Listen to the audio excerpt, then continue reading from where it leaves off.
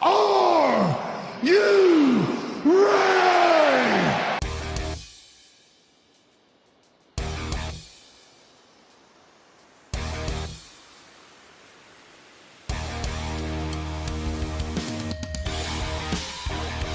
This is the D-Generation Clix podcast with your hosts, Who is Ravage?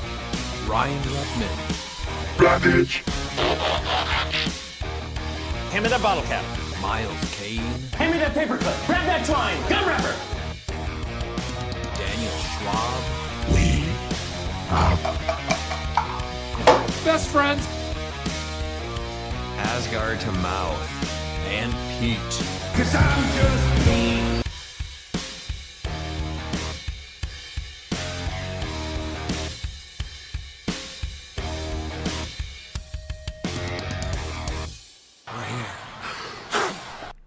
Welcome back to the D-Generation Clix podcast. I'm your host, Ryan, and with me as always are Miles, Dan, and Pete. Miles, now that we're in March, is it just a countdown for Adepticon for you? Yes, yeah, I have my parents' surgery tomorrow, and then Adepticon. All right, 5 weeks away, I think. 4 weeks? No, it should be less than that. What, like 3? Oh, wow. Yeah, that's going to happen quick then. April 26. Yeah, so it's I will be there in the 4 Wednesdays. Okay, yeah, so about 4.5 weeks then. All right, that is exciting. Dan, where are you with life? This is just the mad rush till Thursday because I get today and then I work 4 10s and then I fly out Thursday night to land there. So just getting everything done till then basically, so I can once I come home Sunday night, I'll be basically just crashing all day Monday. Yeah, it's going to be a long one. The turnaround on this one's kind of wild. It's just like, all right, no breaks basically, but that's pretty much how I live my life. All right, Pete, halfway through your special 2 weeks, how are you managing? Still surviving, not thriving. But I am hopeful to make a pre-release tomorrow. So that if that can happen, that will be a major, major win. Well, I hope you're able to make it, because nothing makes me feel better than when you pull your 2 rares and I get to just destroy you. Oh, and I've seen what some people have pulled, and I just have already seen my teams in the future. Well, I hope you can make it. Hey, when you pull 2 rares and Pete pulls the super rare, you're gonna be real butthurt tomorrow. Yep, absolutely. That's what happened with Collector's Trove. So Except he didn't pull the super rare, I don't think, actually. I would just say don't talk shit so early, but you know. I don't think my Collector's Trove pulls were particularly good either.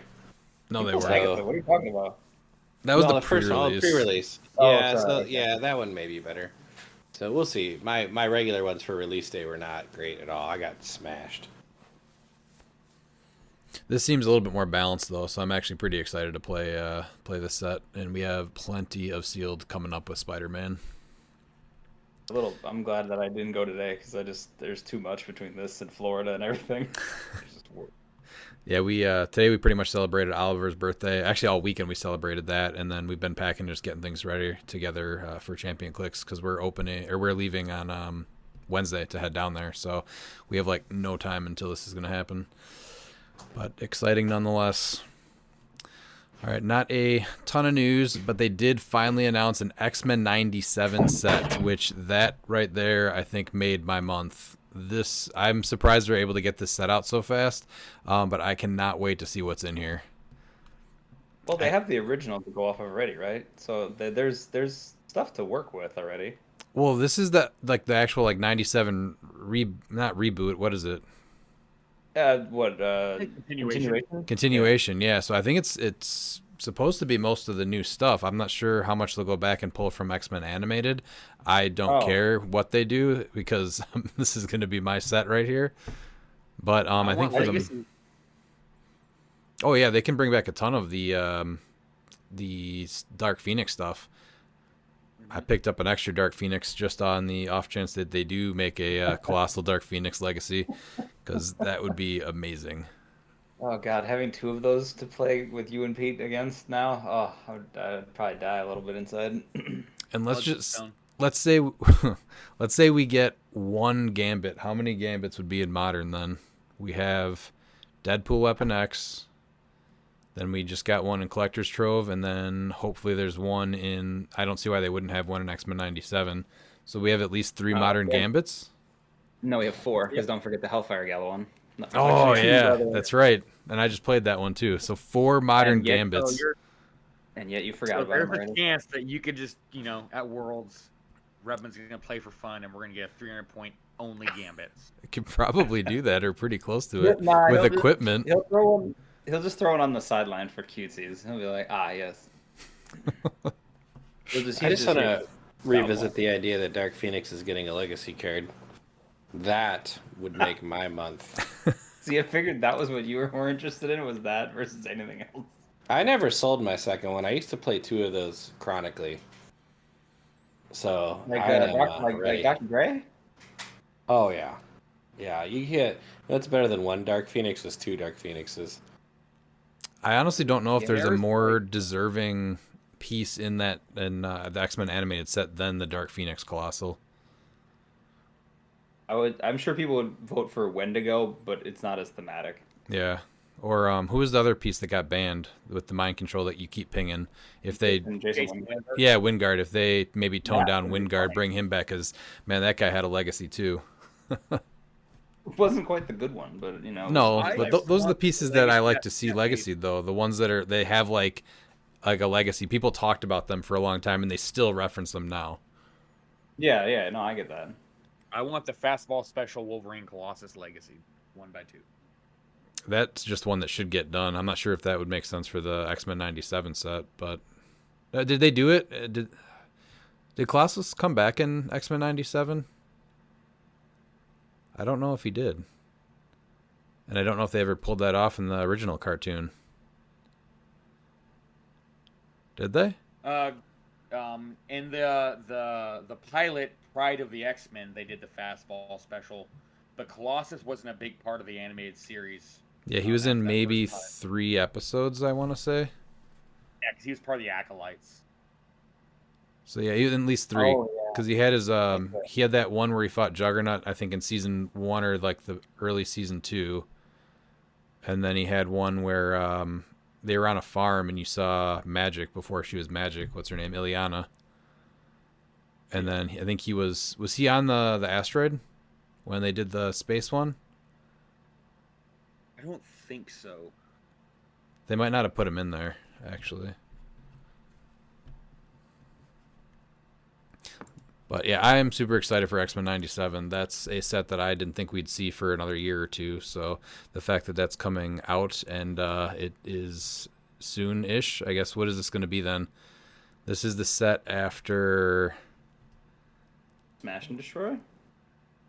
Or Smash and Destroy, then Lantern no, Legacy. This will be Lan- after Lantern Legacy. So, Yes, oh, dude, this actually has a chance to be the world set then, doesn't it? possibly, yeah. Yeah, Because this should be September-ish. Oh man, X-Men '97 at Worlds. That's Didn't exciting. that was Dark Phoenix when it came out too, right? It was the world set. So yeah. We did not make it to that one, but yeah, I believe you're right actually. All right, Pete, let's hear that Bookwood report. Bookwood Report! Hello, friends. It's time for your weekly Bookwood report. In honor of our favorite local tryhard. He actually had a little bit of a low week. Got himself a Chase Spider-Man from the new set and a Chase Electro. And he got himself a Web Warriors and Spider-Rex, and he pointed out for a lot less than other people have been paying. And he ended the Bookwood report this week by saying it's rent week. Gotta keep it tight. I didn't play him at all. Anybody else on here play him this week?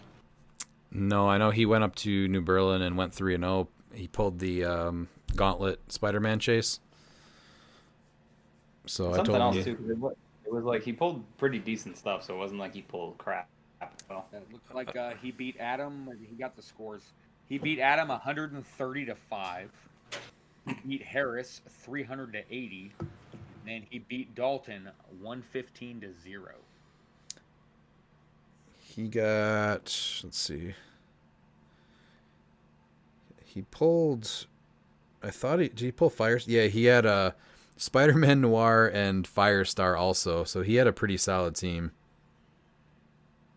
And a broken Mr. Negative. Oh, Yes. that is sad times. With canon events as well, so whatever that means. So a pretty solid team. Bookwood's been on a little bit of a run lately. He has been, so time to end that tomorrow. Sounds like he's going through a full-on heel turn by how good he's winning, you know? I mean, every what's that called? I can't remember the phrase for that. He said he wants to be known as Big Sexy Bookwood, but I'm not quite sure. We can just call him Big Bookwood. I don't know if that's a true story or not. It's 100% true. I don't tell lies. Do you just stretch the truth? That's accurate. Yeah. You know, fruit by the foot. I can make it 2 feet, you know. Okay. All right, we did also talk to Mcconnell Lamarre, who ran or had a 2v2 event in New Jersey this last weekend. So this is where there's a player A and a player B, and they're two separate matches that happens. The player A on one team plays the player A on the other team, and then same thing with player B. He was able to get us quite a recap of the event. So it was a total of 7, 8, 9 teams, it looks like, so 18 people. He said the teams were Luke and Anton, Brandon and Ken, Michael Kornichuk and myself, Brandon and Ken, Ed AB and Brian, Martin and Michael Corbin, Maya and Jim, Anthony and Abdul, and Nicole and Eric. So they played 4 rounds of Swiss and then went to Top Cut after that.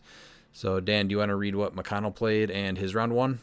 McConnell played 3 Fast, 3 Furious, a unthemed team, but it is Butterfly, Caveman Wally West with the +1 longsword, the DC-25 A-side Superman with the Hell Cycle, Prime Reverse Flash with the Crimson Gem, Legacy Chair Panther, Perdegaton, Zenzi, and Timebreaker, with sideline of Ace, Ares, Major Logan, Midnight Angel, Mimic, and Death Metal.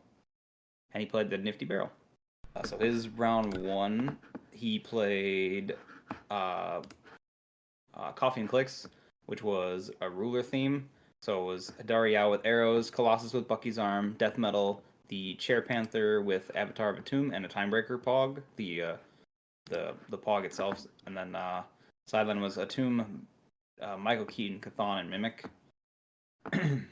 So McConnell says that they got a bit of a late start and the rounds went somewhat long, so they only ended up going 2 rounds overall. So he chose map and he went House of Mystery. He butterflied into Ace to deal with Hidari and Colossus. Then Perdegaton placed Death Metal one room and away from the rest of the team, and he Throne Panthered Mimic and Keaton. He said he made some misplays, including thinking the Timebreaker bystander had 0 range instead of 6, and he left himself open to prob, so that cost him a hit on Colossus. He had Colossus, one room, and a Timebreaker figure huddled around the phone booth and the heart-shaped herb. Ace came up to perplex down and outwit Colossus' defense, and I ran over with Reverse Flash, equipped with the gem, to destroy the booth and flurry Colossus, but missed both attacks. One of those would have hit if he didn't leave himself open to the Timebreaker prob. And then Wally followed up with an attack Wonder Woman. He hit all 3 attacks to get her to stop, KO'd her, she revived, and he hit her to stop again.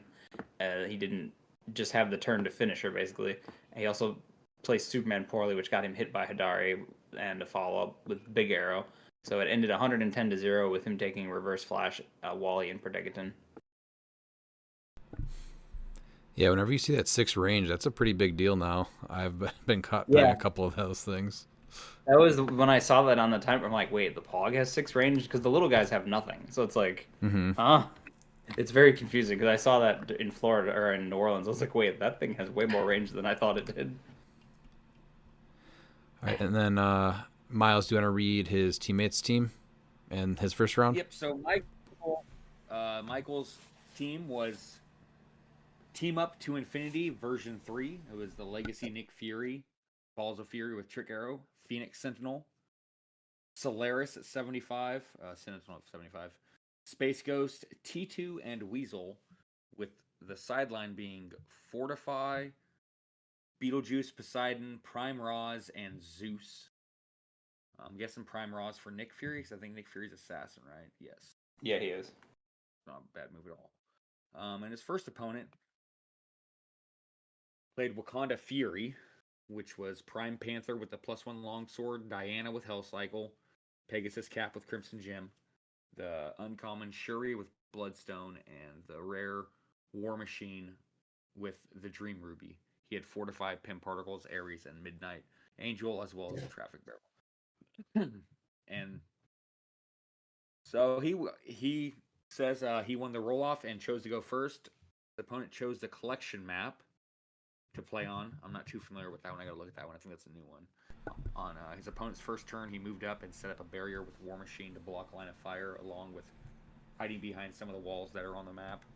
With some measuring, he was able to destroy enough blocking to draw line of fire to part of his team. He then used Solaris to do 1 penetrating to KO the War Machine and 1 penetrating to Captain America. Black Panther revived War Machine, and he then had Solaris double target the same characters, so War Machine and Captain America, with an attack and KO'd both. This forced his opponent to become aggressive in the following turns by hypersonicking Diana up to bring over Black Panther.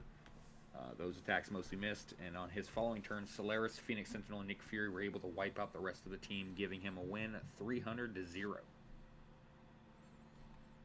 Not bad at all. This was the Wakanda Fury team, you said? Yeah. So who? Oh, okay. So it's Captain America Pegasus that he's bringing up with Diana, most likely. Yeah, he just this game he had to bring over Prime Panther. And then this isn't. He's not giving this Captain America Wakanda though, right? So Black Panther has to be adjacent to him to revive him. Yeah. I feel like this one just is going to suffer from not enough damage output once you get your alpha off. That's how the alpha is now, is that you almost have to go all in on your alpha and hope that you're able to cripple your opponent. It's a good team, but Phoenix Sentinel is just a terror. Yeah. If you have any, he just Yeah, if he goes off, yeah, it is just a nightmare. So just wipe an entire team. All right, and then who did Mcconnell play in his second round? So he played Trey Bouchette, it's Highlander 2v2 is the name.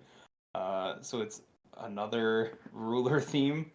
So it's another Hadari Yao with trick arrows, Prime Colossus with Bucky's arm, Death Metal Wonder Woman with the +1 longsword, Timebreaker Pog, and a Daredevil with the universal weapon. So they didn't have Chair Panther, and then a Fortify and a Rivalry, and then Ares, Keaton, and Mimic were also on the sideline.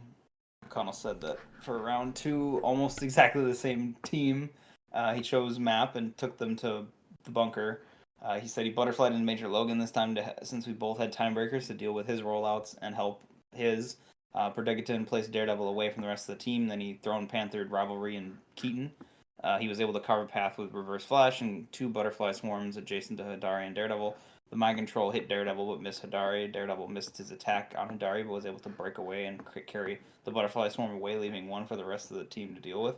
Then next turn, Daredevil failed to break away, sidestep from the Timebreaker as he was trying to get into position to TK Hadari. He ended up using Colossus to KO the Butterfly Swarm, then positioned Timebreaker to place Hadari. She came over and took a shot at Superman in Reverse Flash.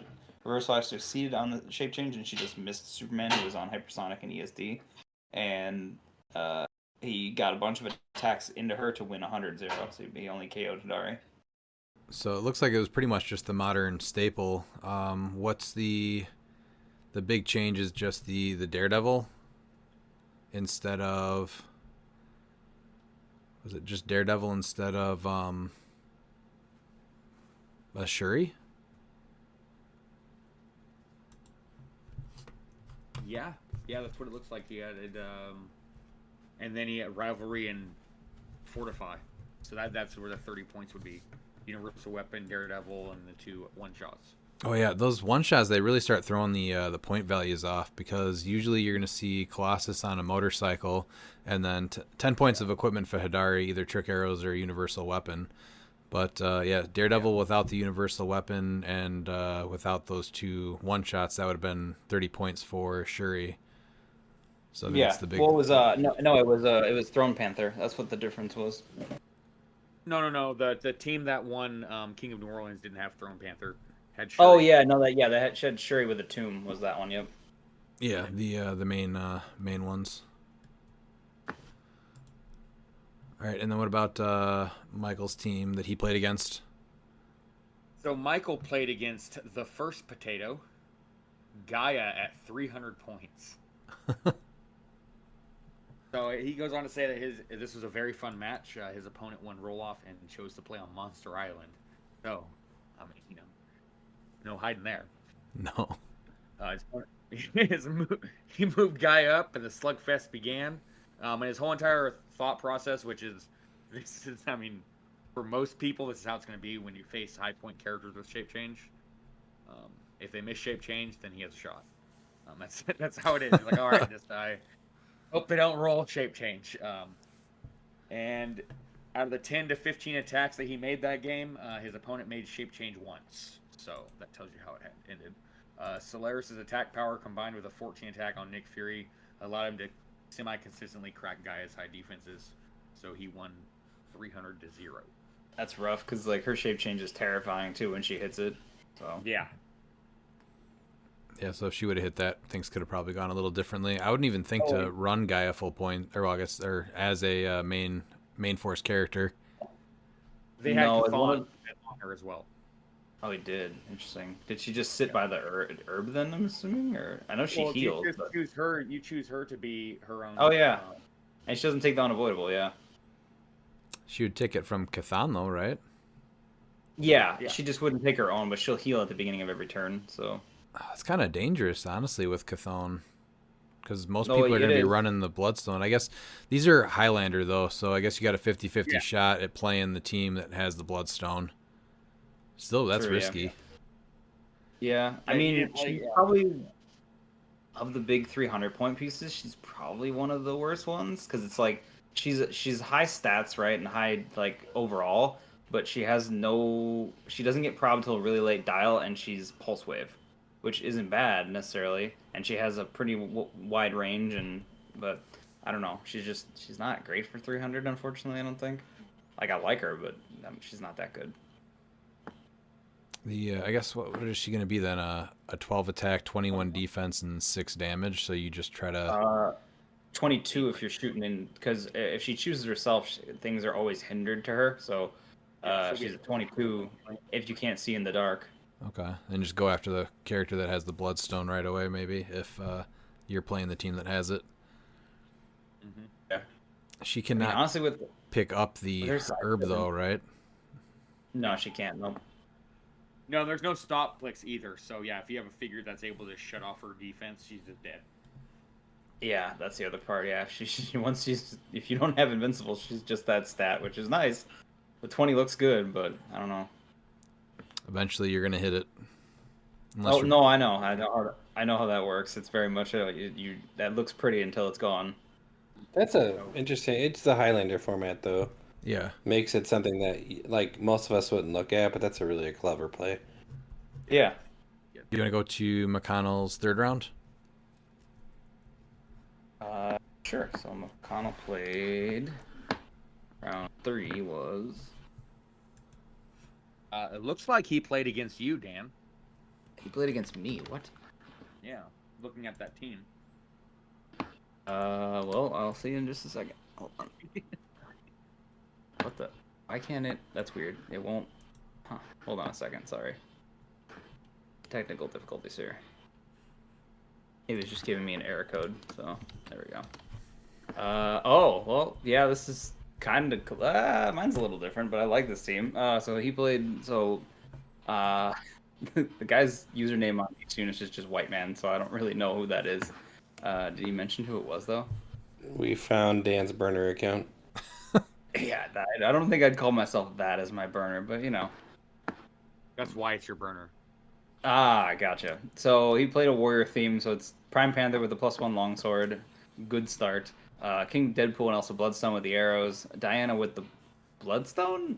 I really feel like her with the Hell Cycle is just the better choice there. Otherwise, you're going Zala with the Bloodstone.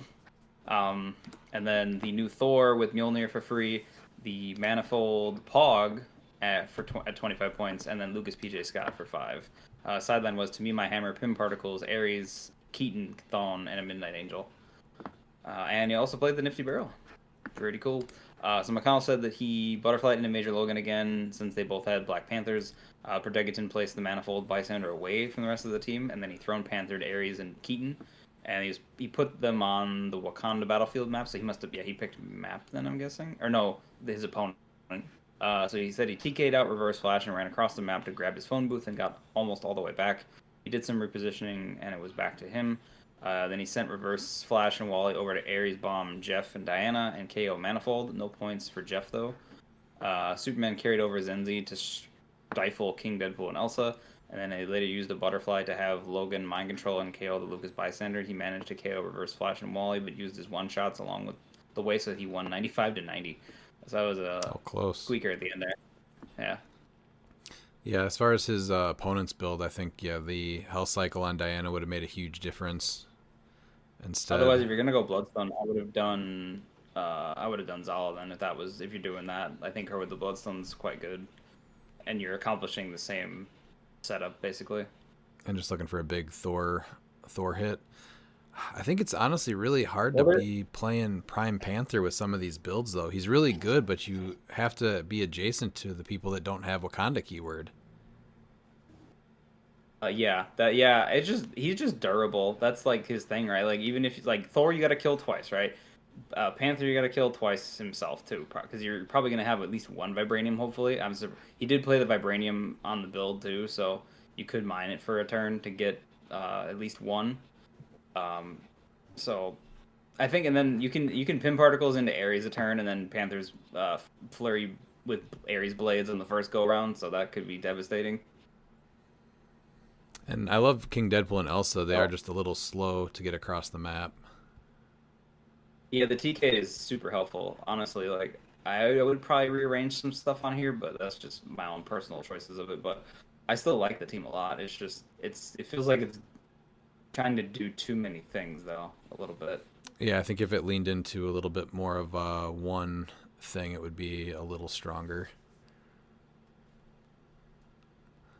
All right, what about? They could be using that as like a testing similar team to see what you want to do if you're going to CCO or if you're going to Adepticon. Oh, absolutely. That's what these things are great for. That's my like preferred way of doing these, is making these like tweaks as things come out and you play in events.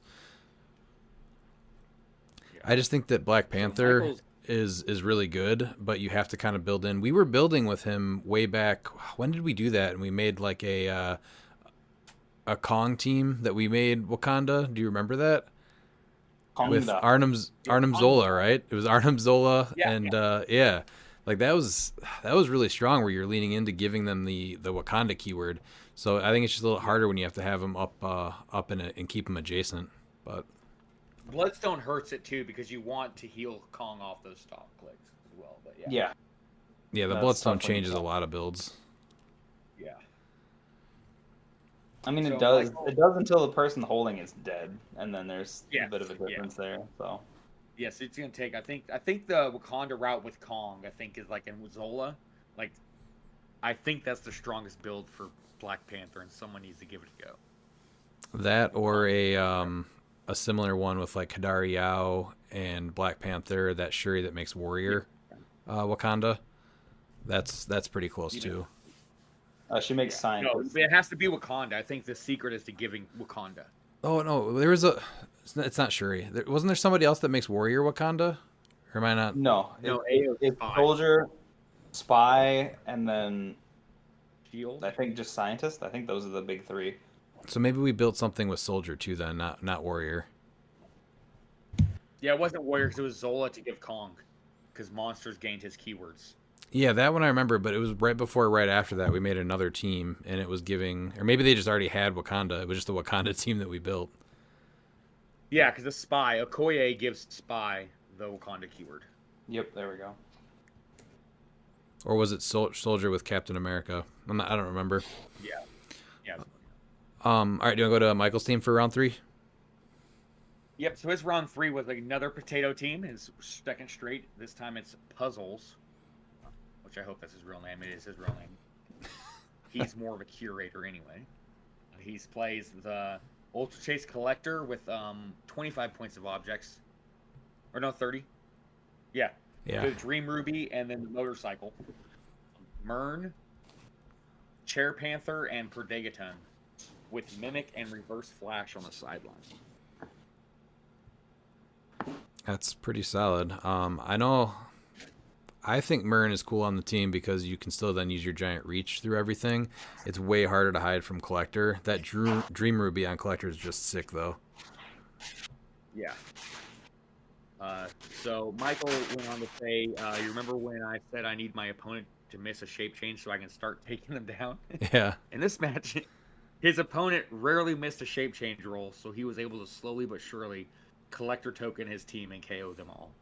Luckily, Solaris and Phoenix Sentinel were able to tag team the rest of the team, so he took a 100 to 300 loss. Yeah, it sucks when your opponent hits their shape changes, but it hurts even more when you also take damage for it. Yeah. All right, and then that'll bring us to, round 4 for Mcconnell? So round 4, he played, Ghost a lot with Highlander teams. It is a Blue Beetle team, mystical theme. We have Blue Beetle with the motorcycle. That's a surprise, actually. And then we have the 048 Ghost Rider with Bucky's arm. We have John Constantine with the Bloodstone. And then Death Metal Wonder Woman with the Avatar of Bast and a Daredevil Legacy. And then, what was it? Yeah, sideline is Rivalry, Bast, Chthon, and 001 Ghost Rider.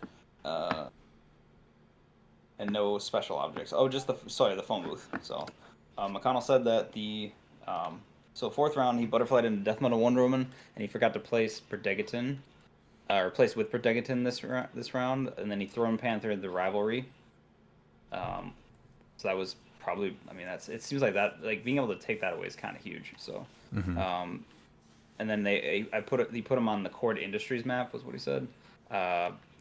She had all her team players copy Wonder Woman, brought up everyone and huddled around the phone booth. Reverse Flash ran up to destroy the phone booth and flurry Constantine, but either missed or got Super Sense out of all the attacks. He KO'd Reverse Flash with which I revived with Wonder Woman. Ended up losing Wally, Zenzi, and a few time breakers. I was down on points as they called last action. I had called Charge with Superman. The options were Ghost Rider with an 18 defense, 5/6 Super Senses, and 5/6 Shape Change, or Constantine with a 17 defense and 4/6 Super Sense, no PC due to the pinch. So that's pretty good there. So at least you're just hitting either way. And then he went for Constantine, hit the attack, and Super Sense was a 1, easily my favorite game of the day. With that, we were in top cut. So that's how his round 4 went. I was like, yeah, he ended up last action with Superman, ended up taking it. So I'm guessing then, based off of what he said about this team, Beetle was using motorcycle on the +2 speed and super senses, and just going for double rollouts, which is not bad. I'm surprised because I feel like Arrow is also good on, like, incredibly good on him too. So I'm really surprised. Yeah, I also like the motorcycle too, because that +2 speed is now, you don't have to worry about his range as much, because now it's going to be a 6, so he's a 12 square reach by himself, and then you have that rollout with senses. Right, I can't tell you, just with how much I've played Blue Beetle over the last couple months, just having that 1 extra speed would have been a big game changer. So yeah, making him a 6 running shot. Too. Yeah, he's gonna have charge flurry. Yep, like instead of that's not a bad play at all. Actually, I like that. And then double rollouts on pretty much everybody. Wonder Woman and Daredevil have a 4/6. Constantine would have a 4/6, and Ghost Rider, he would have a 5 or 6. Yeah, 5/6. Yeah, because Bucky's arm and Wonder Woman's team ability. So yeah, neat team for sure. All right, and then how about Michael's round 4? So Michael's round 4 was Warriors Come Out and Play by Hex Rider. Man, you got the more interesting team names than I did. I got the very much like, hey, this is my team for this event. I'm just making up the team names. That's why. No. Oh, okay. They have good. Better Ray Bill at 60 with Stormbreaker, Diana with Hell Cycle, Captain America Pegasus with +1 Longsword, Legacy Panther with Khonshu, Elsa Bloodstone the Prime with Trick Arrows, Uncommon Shuri, and then the rare War Machine. Fortify Ares, Keaton, and Khonshu as the sideline with Heart-Shaped Herb and Anchor as the objects. So the combo that we're seeing more of, right, with Diana and Captain America. Yeah, it's getting more and more. Yeah, Captain America. Diana is like that last piece that now gets like you're able to place him and then just wreck people. So he won roll off, and his opponent chose to put him on Courtroom. However, due to the side that he chose to start us on, there was only one length of blocking that my opponent could use to block line of sight, which he used to protect Better Ray Bill and Elsa Bloodstone on his first turn. On his next turn, he used Solaris, Fury, and Phoenix Sentinel to KO everything on his team aside from Better Ray Bill, Black Panther, and Elsa Bloodstone. His opponent tried to counterattack with Elsa but missed. Then he just used the team to clean up, giving him another 300-0 wipe, leaving the cut. Surprised using Beta Ray Bill. He's got just Elsa with the outwit, so you're running her up to get the free attack and then getting an outwit off that. That's what I'm thinking. Yeah.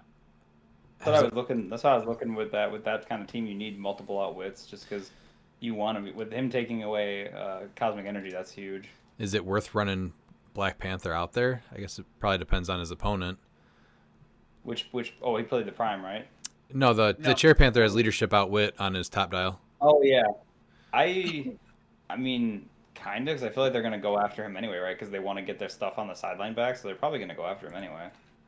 Well, and you're hoping they're gonna be equipped, so that way you can just mastermind to Elsa, and she just takes max 1 damage from equipped characters. Yeah, that's true.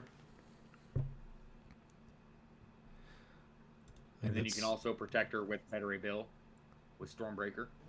Yeah, because he can just say, nope. I think that's 60 points. I like Better Ray Bill more with Mjolnir. Just because you're going to be able to see through that improved targeting characters to protect everyone. Because you're pretty much going to be using him to sacrifice himself. Very good call, yeah. Doesn't work as good with charge, but that's a pretty big deal to be able to do that. Since he's probably not doing anything else with his charge anyway. Well, Mjolnir, he can still get Giant Reach 3 improved targeting characters in Quake, so he can still use that with charge. Yeah, he's just not getting his penetrating knock. Or no, he just gave that anyway.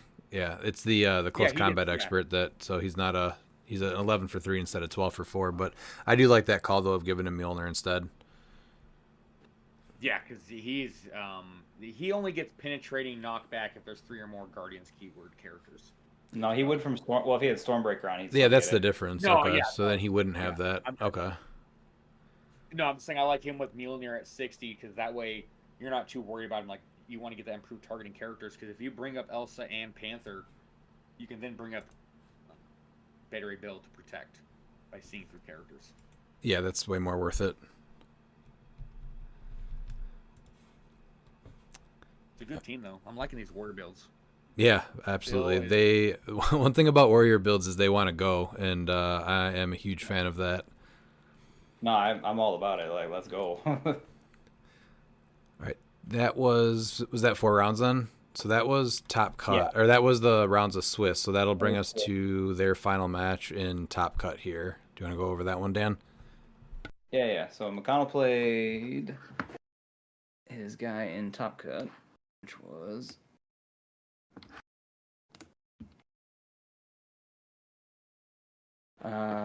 Carnage Brunner, which was Kevin's Ready to Roll, unthemed. So Ulysses Bloodstone with Stormbreaker, Diana with the Hell Cycle, Captain America on the Pegasus with the +1 Longsword, Kevin with Avatar Taweret, the Chase Gauntlet Loki. You'll love to see it.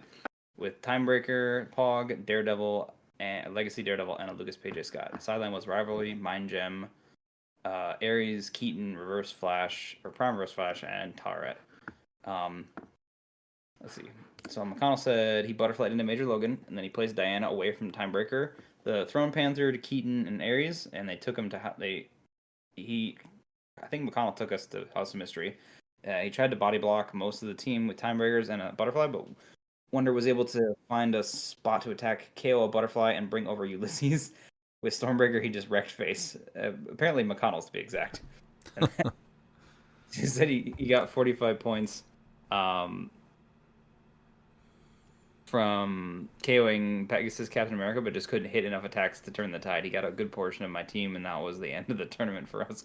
Great time, he says, though. So that's kind of rough. Like, I get that. It's like those turns where just everything goes not the way you want it, unfortunately. I'm digging this one though. Ulysses with the Stormbreaker makes him a 12 for 4 with penetrating knockback and precision strike, and then Diana can get him over there with the Hell Cycle. He also has Captain America, the Pegasus one at the longsword, so he's what, a 12 for or no, this is just the Blades roll, 13. right? No, it's close combat, yeah. Yeah, and then he's also 13 because you have Avengers. So you're well, I'm assuming you're hitting whoever with the team ability you picked. So. And then he's got the Kevin reroll for Ulysses on defense, the potential Blades roll on Captain America, and then the extra mobility with Timebreaker, and then just because a nice Daredevil. Yeah, I'm digging this one a lot.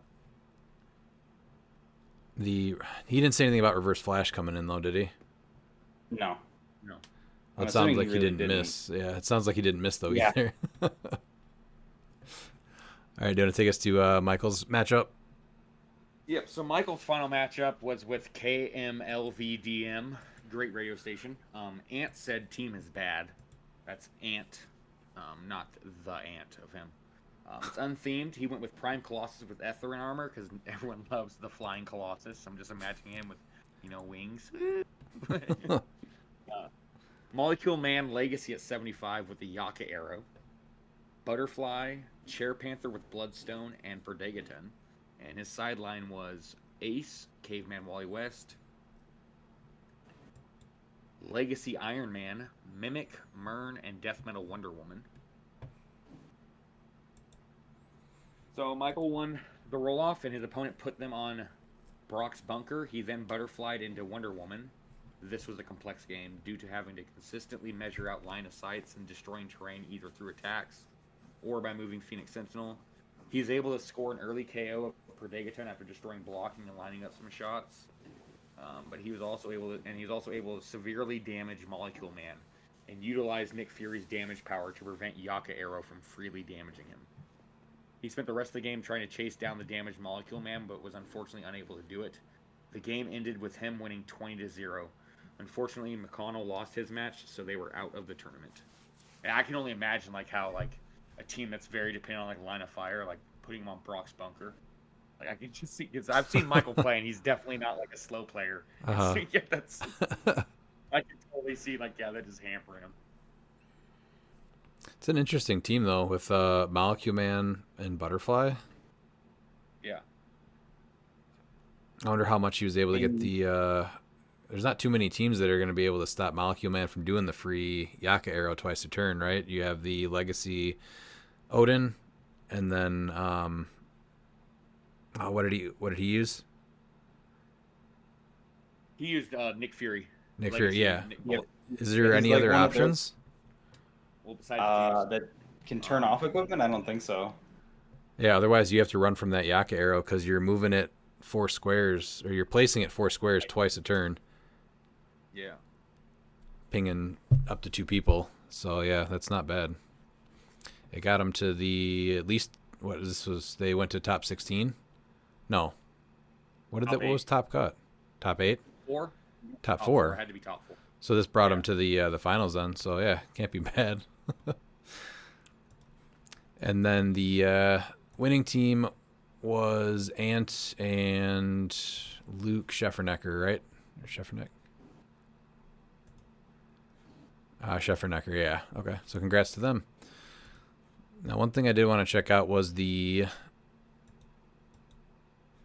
meta part of this. So do you know what the top piece played was? Timebreaker? The Timebreaker Pog, and then Chair Panther. Yep. Accurate. And then Hidari at 3, Perdegaton at 4, Colossus at 5, and then Diana climbing up. I didn't mention this on the low. That Timebreaker Pog is really huge in that New Jersey area. So yeah, I'm not surprised at all. What do you guys think about the Chase Loki? I mean, I'm all about his level of nonsense. So, like he's my kind of piece. So, and him with Catan is hilarious because it's just like you're suddenly, I'm gonna be on this click, but I'm still +1 stats this turn. So, Yeah, he's got some tricks. yeah. Miles, are you high You up can on him or no? No, I'm not. I think Well, you bring again, he some also works. interesting things. There's a few things that you can, I guess, cheat to make him work. Well, the other thing is he's actually better with the Darkhold one shots because he can just take all the damage for all the Darkhold one shots. Yeah. Mm-hmm. So that's honestly what I would use him with was the Darkhold one shots because that would be Yeah, that'd that's be exactly. great Yeah, for 'cause turn he'll be able to take the juice damage. He'll be able to take all that. Yeah, I exactly. definitely think that he does need a reducer. Yeah, toughness would be nice, at least. Pete, where are you with Loki? I think Dan pointed it out accurately. I think he's there for the 30 points of the dark side one shot, and you just kind of keep him back, and when he's useful, he's useful. If not, you just don't risk him.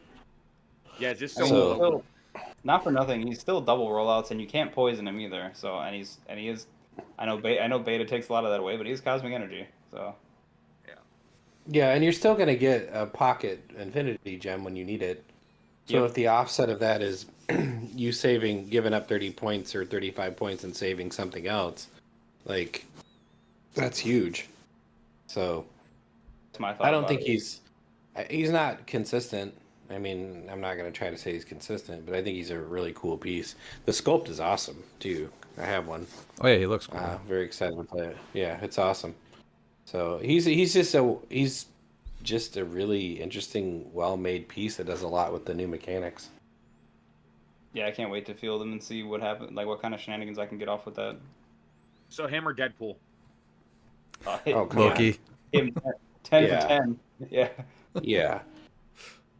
No, yeah, Like, he has a bunch of nonsense. It's definitely not my kind of piece, but he does bring. There's so much that you can do with him that can help your team. So seeing him on teams is not surprising at all.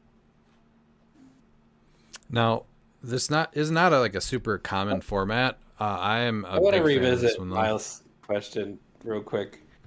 What are you playing over? What aren't you playing over Deadpool? Moving on. What am I playing Deadpool over? Correct. Lady Mastermind. We will never. No. I will play Lady Mastermind over him all day. She's half as good. Yeah, when Lady Mastermind dies, you're only giving up half the points because Deadpool's gonna die. So No, if I ever pulled a Deadpool, I would have gave him away for free. It's very generous of you. Yeah, I'd probably have to pay someone to just get rid of him because he's that bad. The 2v2 events in general, though, they're not that common, but I think it's probably one of my favorite formats. We ran one over this last summer. We were taking trips out to Portland, Oregon, when they were running these a little bit more, at least once a year. I think it's actually a really cool format to actually run, and it's really cool that they were able to get one of these in New Jersey. So if your store is up for running one of these, I would highly suggest it. It's fun. Yeah, like you said, the ones that when you went to Portland. Yeah, especially when it's Highlander. Like, that makes it just so much better. It does, yeah. I think with this one you saw still a lot of the modern staples, but you did have to kind of change and pick. It's nice where, there's a 50-50 shot to see the Bloodstone and not like a 75% chance or 90% chance, So even though there are still a lot of modern staples, the matchups can be way more wild since only one of your teammates can play a piece. So, yeah. And Pete, I know how many 2v2s have you played in? At least a couple. we went to Portland, so I met Miles. I was gonna say there's the real famous one where Miles was just banging down the heaters when you met him for the first time. Yeah, that's where the bromance started. That was the biggest one, and then here with Dalton recently. I mean, I like the 2v2s a lot. I expect Highlander, and even how we did it for cliX Mania wasn't really that restrictive, honestly.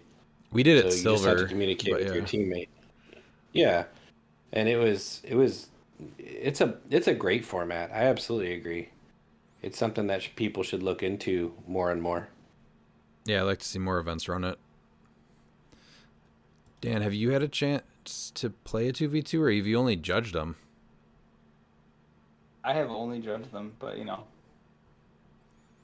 Are you... I will make it around to one of them eventually. So no, I played 2v2 last year at a Champion Clix. It was I didn't have a partner, so what was it? I can't remember who I played with. I apologize, but he played a really good I think it was Celebrity or Mystery Inc. team. Yeah. And then oh, that's right. I played you first round, didn't I? Or was that Modern? No, you played me first round. No, because I didn't play you during Modern. I played Harris instead. Okay. And then are you No, 'cause playing... I spent all the time. What was it? No, I'm not playing in the alphabet soup this year because I was supposed to partner with Harris, but he is unable to attend. So I was not able to find a partner. So I'm just kind of chilling on Friday, which is fine. I'm okay with it. So They'll have BRs and stuff going, and you can play with Spider-Man, so it's still cool. So talking about Champion Clicks, though, that is this next week here. So that starts on Thursday, March 6th. Thursday is just going to be the Spider-Verse BRs starting at 3 p.m., and that goes until no one else wants to play anymore. Friday is the Alphabet Soup 2v2, where both you and your teammate have to have everything on your force start with the same letter. Starts with a 9 a.m. registration, and then round 10 starts at 10 a.m. For round 1, and then the charity auction dinner starts at about 8, so that's on Friday.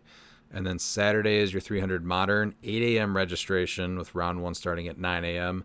And then Sunday is the 3v3 team sealed with the Spider-Verse set, and 9 a.m. registration with that. 10 a.m. opening boosters, and round 1 starts at 10:45. So I really hope we get about 45 minutes to open and make teams, because now we have 12 boosters to go through and make teams for 3 people. Yep. So that one I'm partnering with Looper and Dalton. So a repeat of Red, White, and Clicks. So hopefully our brick will be better this time. Oh, that's right. I forgot you guys were all on the same team for that too. Yep. All right. Well, let's go to the listener questions. Your ass better call somebody!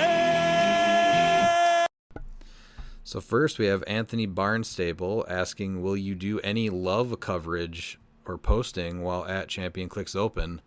So I'll have to ask Christine, but I don't think she'll be up for that. If you meant live coverage, though, I'd like to do something while we're down there, but I'll have to see what Dial H is doing and what Newmark has planned, because I don't want to step on any toes. And Dial H is just amazing when it comes to the event coverage. So we'll have to see, but I'd like to do stuff. We'll probably bring our equipment, because Dan, it's just you have an iPad and a microphone and a lens, right? I can bring my whole setup, so that's not too. Yeah, it's because it's my tablet plus the stand, and then a mic and a lens. It's pretty compact. So yeah, we'll be bringing stuff. Yeah, I think though you're a lot better though. I think at love coverage than Dial H. So definitely, I think that if there's untapped potential for love coverage, I think D-Clicks can cover it. Yeah, we'll have to ask Anthony if he's talking about love coverage, live coverage, or maybe he wants live coverage, live love coverage. I think that, honestly, we need to go and delve really deep in this, and I think that Redmond can be the Chuck Woolery of HeroClix. We'll have to get back into This that. is, man, this just got to be a really sexy episode all of a sudden. Dan, please tell me you got the reference to Chuck Woolery. I apologize, Miles. That is not my. Love Connection. Love Connection. Ah, dang it! I actually know Love Connection. Sorry, it's been too long, Miles. I haven't seen that in so long.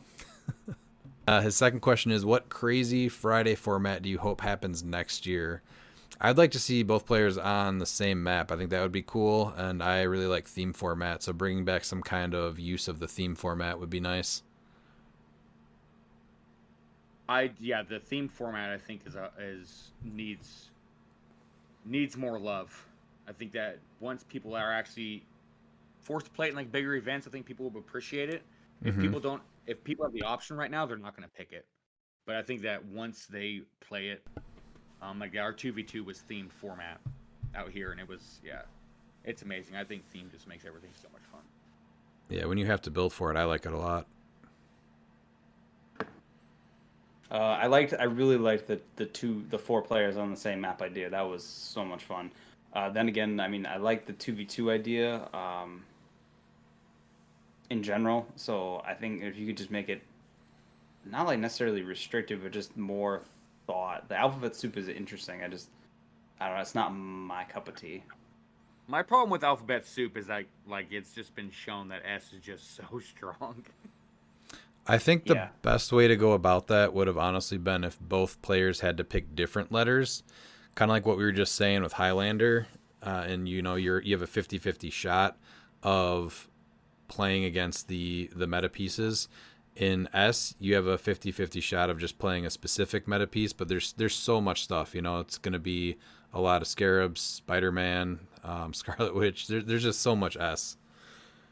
The C gets really interesting with Ultra Chase Collector and Colossus, though. Yeah, that's what I'm saying. Like if they would have been where you have to with each player having to pick a different letter, then it would have been at least S and something else, or it opens it it up has where to be the same. Okay, yeah, that makes it even. Yeah, S is going to be. oh yeah, It's hard. Yeah, that's going to be hard to make outside of S. so sure. the 2v2 is both players have to pick from the same letter, and I think that the thought behind that originally was that it was going to make for some unique builds and pieces that you don't play, but there's just some letters that are just way too strong. So if they would have made it where you have to pick different letters, that's going to allow players to pick like their favorite piece and then build around that piece with pieces with the same letter. And I think that would have honestly played out to a stronger field. Yeah, like I gravitated to K because K has Khonshu, Kamo, and Kazar for and I was like, that's cool, but there's not a whole lot else in K for anybody else.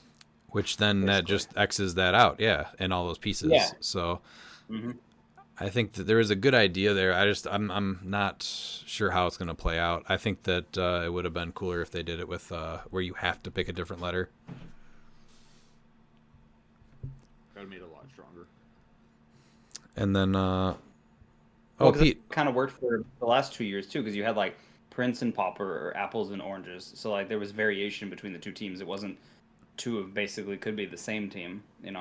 well, it's still Highlander, so it can't be the same. But the problem is that that's where all the strongest stuff is, and so your team is probably going to pick S so that everyone gets to play good pieces that they want to play. You're sacrificing too much by not playing S. I know, Pete, you're not able to make it this year, but if you're able to make it next year, is there any kind of Friday format you would like to see, if it was a 2v2 especially?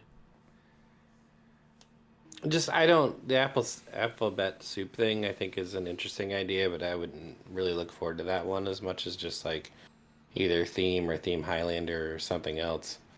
Throw something else new out there and see how it goes. I mean, that's supposed to be the most fun event. Like Yeah. you just walk in and you're just relaxing and playing cliX. Yeah, man, sounds good.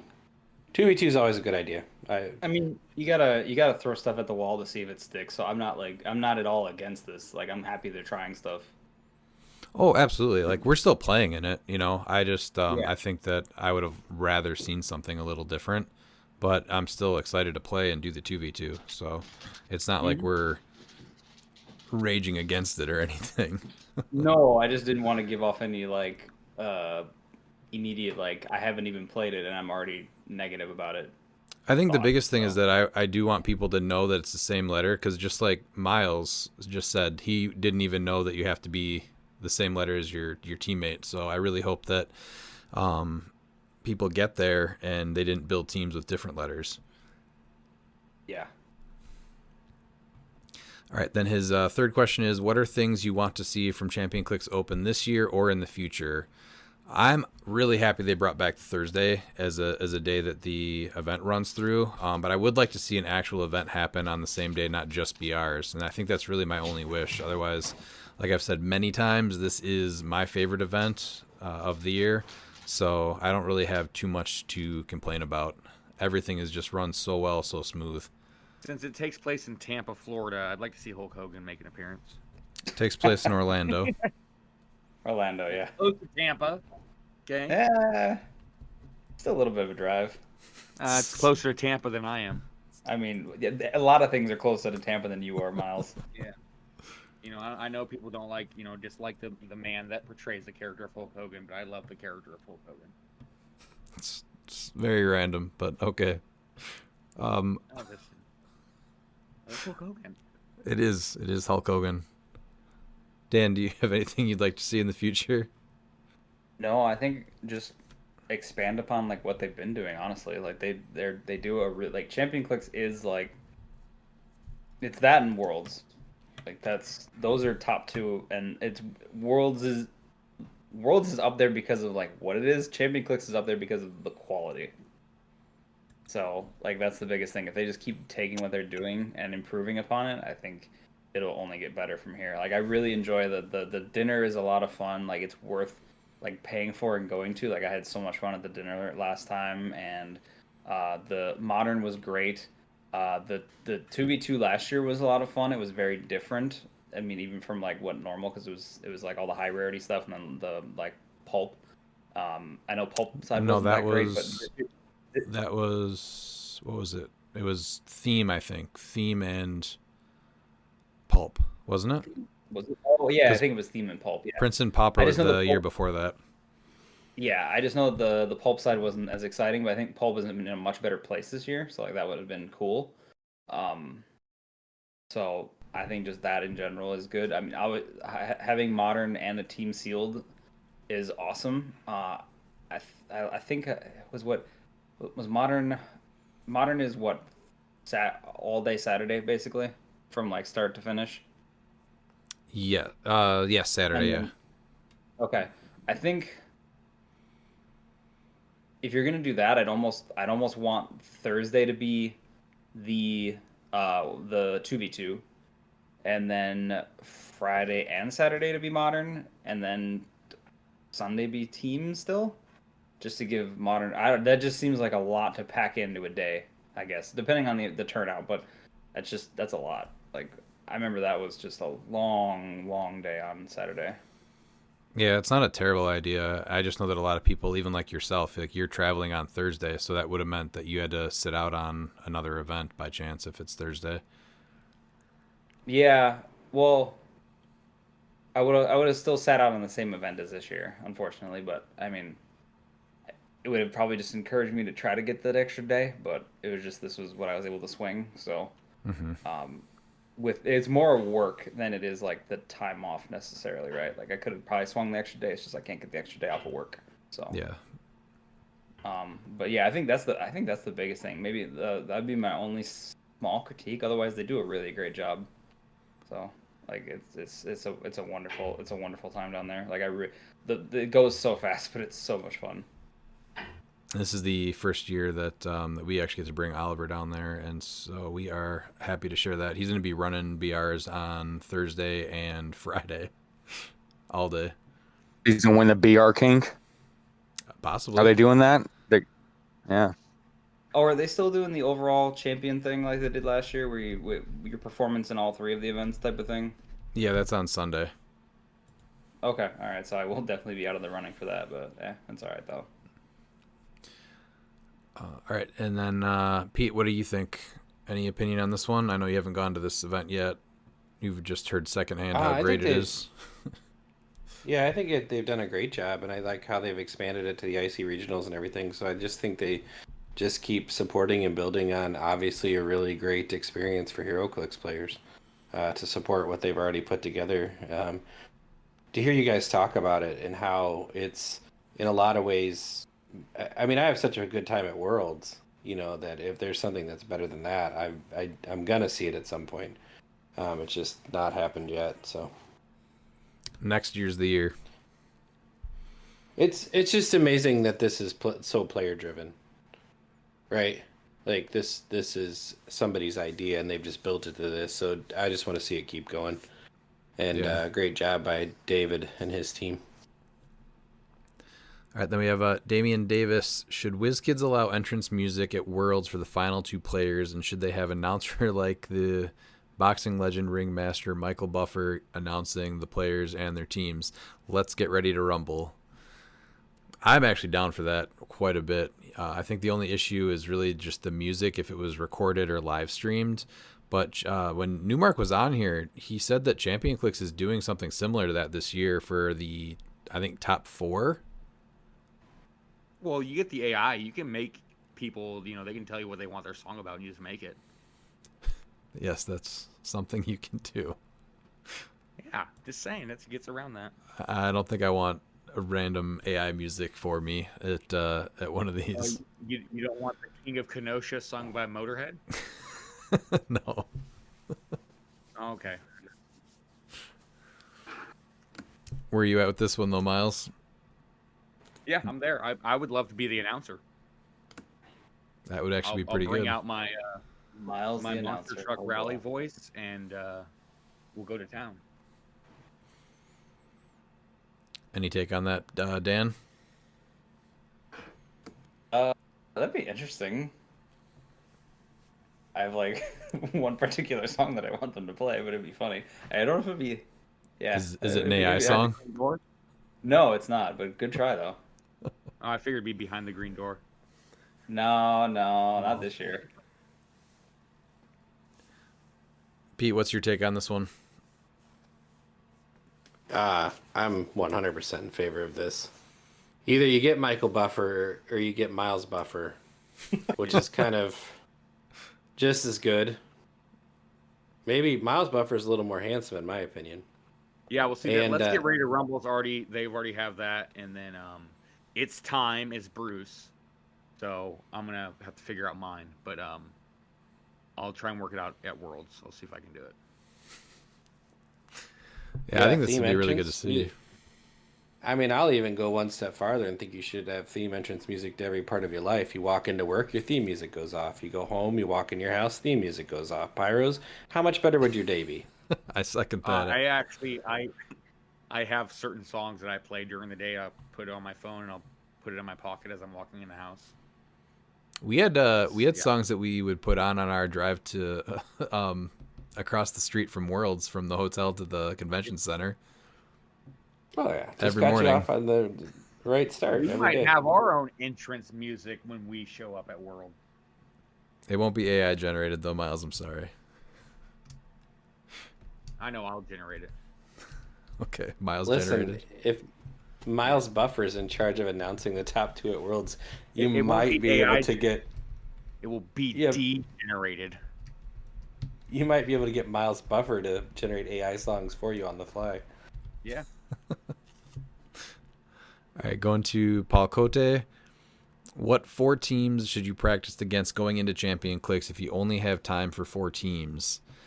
So this, I think, was pretty easy to pick. I have Hidari Yao and Prime Colossus ruler theme, an Ultra Chase Collector team, Dirty Plants, and then some kind of like Diana Zala dropship with either Pegasus Cap or Kong. Ooh, see, I had your first 3 plus a Blue Beetle team, because Blue Beetle seems to be pretty hot to trot with a lot of teams lately. So he was another one that made my list of like, all right, how do you deal with them? Yeah, it was those. Is almost near identical to yours. The dropship team, though, I also have with Ghost Rider. I think you need to have an answer for Ghost Rider. Because of the Dream Ruby or Dream. Was Yeah. it Yeah, Dream and Gem? then it also it's heavily played out here, so that's where it's a big difference is with the regional meta. So yeah, I'm always prepared for Ghost Rider, and I'm surprised that he hasn't been seeing more play. But those top 3 teams, yeah, the dropship team is definitely gonna be seeing more play. But I think outside of that, I think we saw more than we normally would from that Highlander, just because it was Highlander. I think we're gonna be seeing a lot more of those other 3. And actually less of plants. It seems to be like plants have a really high win percentage, but it's not played as much. So it's really interesting. That one might be the least of the 4, but I still think you need an answer for that type of team. Oh, you do. Absolutely. Yeah, that's just Yeah. weird. Yeah, it's not played as much. Dropship, though, I think dropship is the more dangerous one. I think it's already been proven because especially when they face, I think Zala is actually the better call than Diana. Even if you don't have to you don't have to hit with Diana. But I still think Zala is the better play. she's a pretty solid choice to just hit something though, because she gets rid of shape change and mastermind. So it's Yeah, one of the that's roll what up right there. And as long as you're punching something that doesn't have super senses, you're calling something over. Yeah. My big thing is the amount of times I've crit missed on my opening alpha. I would always pick Diana over Zala. That's more of a personal preference because of that. I know, Pete, you've done the same thing many times. Oh yeah, no, I would absolutely play Diana over Zala. Throwing that first attack and having it miss, and then your whole first turn just go to shit because of that. Like if you did that with Zala, that's just rough to me. So I would definitely play Diana. I mean, that's fair. I don't know. Zala offers a lot, but I've just seen, and I've had this happen against me when people did that too, and they miss. I'm just saying, if you want to deal with Ghost Rider, she's just like, hey, I can hit Ghost Rider. I'm gonna take one, but I'm gonna definitely hit him, and he won't have the Dream Ruby. So. Now, one thing that's worth mentioning is that Pulse Wave does get around his shape change and Dream Ruby because it's coming from equipment and his pilot. You still won't do any damage unless you got like Precision Strike, but you can at least hit him. But that's one thing that I think that people are going to forget, because we're seeing an uptick of Ghost Rider play, and Ghost Rider only protects the printed powers on his dial. Mm-hmm. Anything from team abilities, equipment, or like in his case, pilots, that's not going to be protected. So I think that's worth mentioning. All right, then we have Wes Robertson. Wes's first question is, what are some tactical strategies for the 20 collector's display case hindering terrain? All right, so let's read what that one says. So the terrain is, other terrain markers can't be placed on this. Characters in this marker square must break away to move and can't be placed by its effects. And this is the one that comes with that collector, right? Yeah. Yeah. So it's 20 points, which is a lot, but I think there's going to be something more in silver if you play that collector, maybe on a motorcycle. So it's really weird. It says other terrain markers can't be placed on it. this. Yeah. Debris is a type of terrain. So that's what's really weird. Yeah, but you wouldn't be able to. You can't put any markers on there to destroy in the first place, and you can't move debris, so that shouldn't be an issue. Well, no, when you destroy it, though, yeah, it's really weird because technically you're replacing it. You're putting debris on top of it for the destroyed. But yeah, that's the collector, the starter collector, I believe, makes it, 60 points? He's 60 points, and he makes it for free. Yeah, and 20 you're able to place it. Yeah, 20 points for this on your force seems way too much. No. And he directly interacts with it, too, because, what does he say here? So he's got a special attack power with a 12 attack and prob on his first 3 clicks, which is in cap, and when collector uses it after resolutions, he may place a hit character into a square with the friendly collector's display case train marker. So he's a piece that you could literally just bring back to your starting area. Yeah. So I think that's you the play. Him with it. Yeah, why would you pay 20 points for that when 15 points gets you the Dream Ruby? I understand why, but it's almost something where you want to bring him out and then drop it under him because they can't be moved or placed. So I think he's trying to free generate it and then give the -2 attack, and then you have to kind of break away and everything. I mean, 20 points for a piece of terrain feels like a lot. No, that's why you play him with collector. I just don't see you never play this without collector. And but then you got to get it. If you're trying to make use of it, you feel like you want to use that attack power. It's a 12 attack, which is nice, but and it has to generate adjacent always. So he has to be up there to generate it, even if you're not bringing it in until after the game starts, correct? Yeah. Well, yeah, but you want to generate it by your starting area so that then he can go out and then he hits somebody and brings them back to your starting area. Otherwise, and then you can pick who you're doing that with, obviously. But like, you could carry it over there, super strength. You can place it under someone with TK, whatever. But then all it takes is one person to quake, and it's nothing anymore, and the whole strategy's done. So just bringing it over there to make someone -2 on their attack, it's more of just like a minor inconvenience. Where if you can kill box somebody because of what you do, that seems so much better. Yeah, you want to give him at 60 points. You're going to play him at 75 points because we're giving him a motorcycle. We need that move and attack. But and they can quake it, and then you just make another one. The real question though is that when they destroy it, do they get the 20 points for it? They would, correct? Yes. I think so. I would think it'd be treated like anything that comes in for free that still costs points. Yeah, because you would still score the points for it. So that makes it even tougher. That is it even worth it? Because, like you said, Quake just destroys it, and I would farm the hell out of that. Oh yeah, that's getting quaked as soon as it hits the board. Or even range terrain action. Range destroy it, yeah. Or yeah, because it's only 3 to blow it up. Or I'd big arrow it too, something like that. But I think that's why if you're using it, you're doing a kill box, and you're keeping it at your side of the map. Yeah. I guess this is an interesting idea. I guess I would have to see it play out. I think I'm not sold on it. Silver's probably a better idea because you got more points to play with too, in just a gimmick like that. Yeah. Yeah, you play collector though. It has to be collector. You don't play it on your main force. 20 points is too much for that. That's You're not paying 20 points for it. And then is that technically an effect terrain?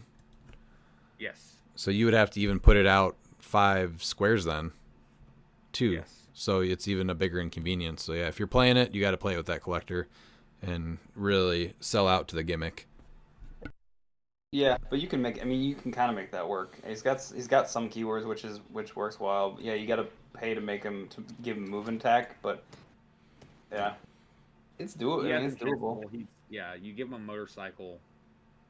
I think it's good enough. Running shot, yeah. Plus, I think it's +1 speed with the running shot. So yeah, he's got 5 range, and you could carry Weasel, so then he's a bigger range than that. So you just have to hit. So it's not nothing. Yeah, you get 12 attacks. That's really good. Are there any good Deadpool pieces that pair with it?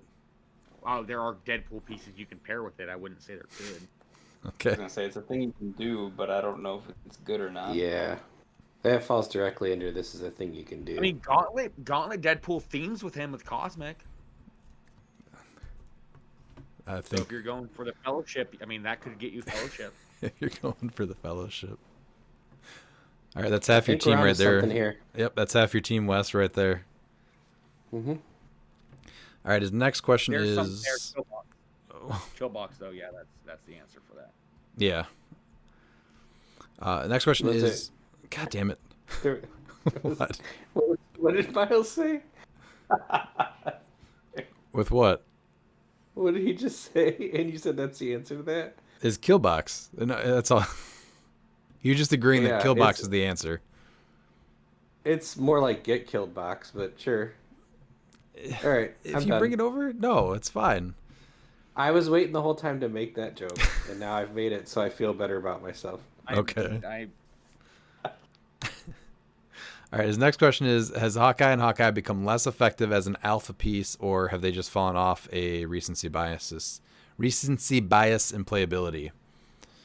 I think it's more of it's a phenomenal piece. It just isn't point and click, and a lot of players I've seen will try it because it's done well, and then it gets nuked, and then when pieces just aren't easy to pilot, a lot of players move on.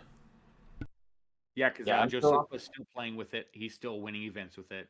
Exactly, yeah. We've only had a few events before. We're going to see Hawkeye and Hawkeye at Champion Clicks. We will. I can guarantee he's going to be on. I was going to say it's almost a guarantee. Yeah. He'll be on teams, but I don't think he's going to be that big because you have to be. That's a piece where you have to be a really good player. Yeah. Yeah, it's the same thing with Arachnite. They were top tier pieces, but it's not an easy piece to pilot. Mm-hmm. So you didn't see a lot of it.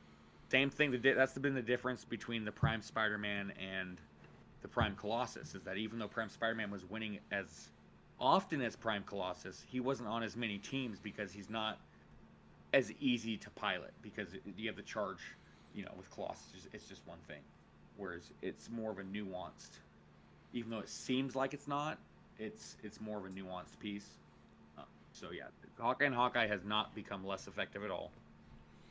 It just has never been a top tier piece even last year since it's been modern. It's only been played by a very select few of players because it's a hard piece to really play correctly. You have to plan out where you're going to grapple. You have to time out your powers and when you're making the pog.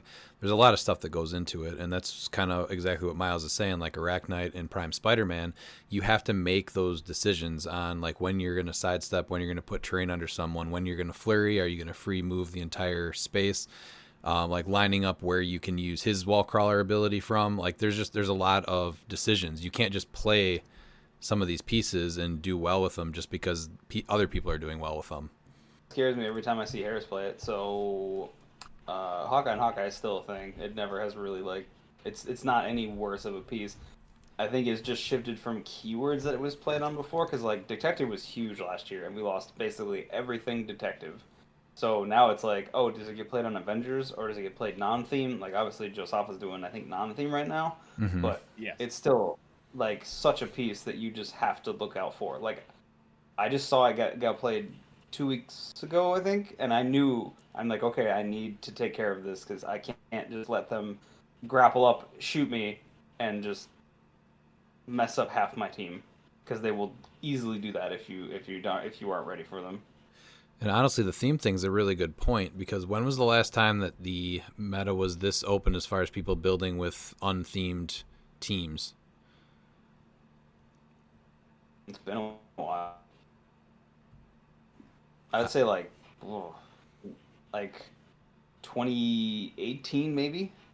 It's been Somewhere a in there. really long time since I've seen this many unthemed teams. 2019, I think, because that was when Captain America and the Avengers came out. I think that was a pretty open year as far as like teams that were built and stuff. Mm-hmm. Pete, any opinion on Hawkeye and Hawkeye? I think it's a phenomenal piece. It is absolutely not my kind of thing. So I've played it and I had some success and I watched it just die in one turn. And it's just, this is, I think, that one of those things where if this is your style of play, then it's something that you should play. To kind of answer Wes's question, I think there's always a little bit of recency bias at HeroClix. And for 70 points, you can throw Hadari on a universal weapon on the board. That's a much easier play than what Hawkeye and Hawkeye is for most people, because like you said, it's just more of a, you have to really understand this piece and understand what you're doing with it versus just point and click, roll the dice, and let's see what we hit. So I don't think it's any less effective. I just think it's a little bit of recency bias. I think Dan pointed out with the keywords, and it just may not be everybody's playstyle, but Josaph is doing amazing things with it. So yeah. All right, and then now he's gonna go into one of the things we talked about last time. So I have a comment with the mimic discussion and letting people take their moves back. I strongly disagree with Miles and Pete's strong stance. I know time is a premium in this game. However, I agree with Ryan's more lenient stance. I have had too many unpleasant encounters with meta rules sticklers who care more about winning than being a good sport. As long as my opponent isn't obviously abusing my generosity to manipulate the game in their favor, I will let them change their mind more often than not. There are too many moving parts to keep track of in this game, or to not allow for a misstep in declarations. Once dice are rolled, they are committed to an action, but we are human, and we need to not lose the fun part of the game. In lieu of winning, it's like when an effect triggers after all rerolls and dice replacements, you ask the player if this is their finalized roll. You don't jump the gun and trigger the effects before they can reroll. It's just good sportsmanship. I rather win with my opponent at their best than with gotcha moments. I support this statement, Wes. Miles, do you want to back that up? He did not. He did not really listen to what I was saying, because I said that I do agree with exactly what you're saying, but there's against certain players I will not be lenient. And he goes in to say he's had many unpleasant encounters with meta rule sticklers. Those are the players that I won't let do that. Those are the players that are specifically trying to use it as a tool to take back certain actions. I'm more than happy to let people take stuff back. I was just giving examples of when I won't do it. Yeah, I think you cleared that up at the end of the, like right before we moved on from that question last time. Yeah, no, I 100% will play. Because yeah, no, I'd rather win without gotcha moments because I don't need gotcha moments. So yeah, no, it's just there's just what we were talking about before we got to that question is what made me lean more towards not letting people do that. Just because I've seen too many games, even watching like in cut, people try to do those soft cheating and stuff, and yeah, that makes me just disappointed in them. And so if I'm going against those players, yeah, I'm sorry, because I know that I've been generous to those players before in online events, and then when it comes to a point where I'm like, crap, can I take this back? They're all about winning and say sorry, no. And so, you know, you do that to me once, that's it. Mm-hmm. Play the game with you. Pete, do you want to follow it up at all? I think he missed a big part of the context of the first question. And it was imagine yourself playing in the top 16s at Worlds. So Yeah. I think most people that have played me will know that I'm pretty willing to give people a chance to take stuff back and even be like, yeah, man, if that doesn't make any sense, why would you put your piece there? Just start back where you're going if you missed that part of it. And, you know, I can speak for having playing Redman because I think Redman, I play constantly. And so he's also kind of telling you stuff up front to help you facilitate making your decisions to get to his turn quicker, which is really a good strategy, honestly, most of the time. I So- think that every single game should be 5 turns. At Yeah. least.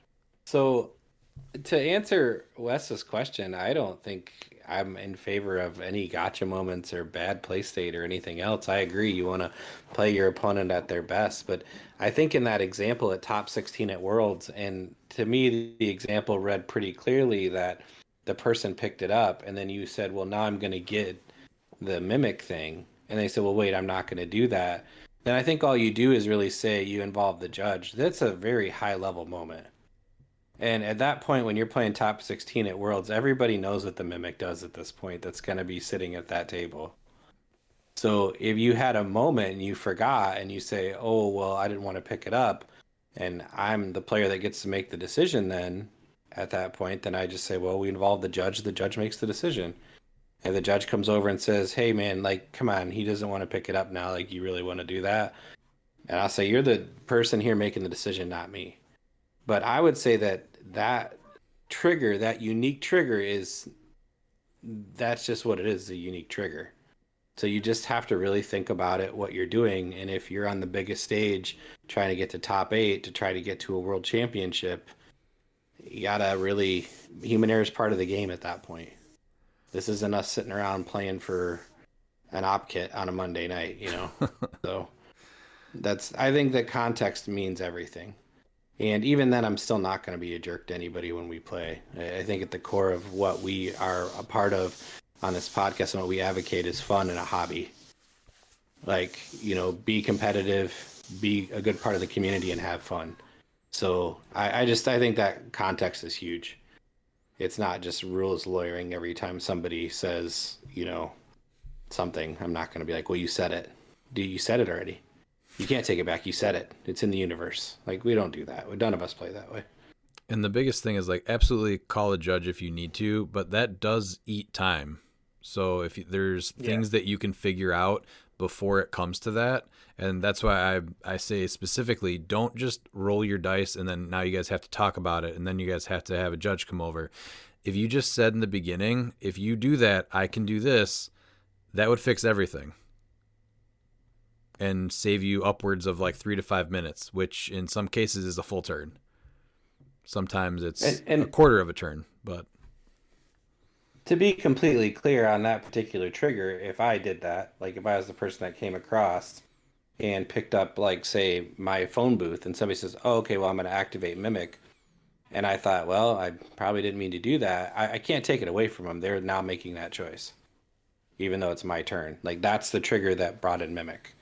Now they get a chance to do it. Or do you guys disagree with that? I feel it. Well, the same thing is, It's the same thing. You're just on the other side of it now. Like I said, I don't think you should say that you're doing anything. You should say that you can do something. Because you're automatically then forcing the hand of this is what's going to happen. Yeah, I no, kinda I'm not knew- going with Bear Panther. That's why I'm going to allow my opponent to know. So just let you know, I have Mimic. Because sometimes sidelines get confused. Yeah. So you just every time they're next to an object, that's what you can do is just physically grab your Mimic and put Mimic next to each object that they can pick up. You don't even got to say a word. You just put Mimic next to it as they're about to pick it up. And this is a great question the first time it came up, and so I absolutely enjoy the fact that Wes brought it back up.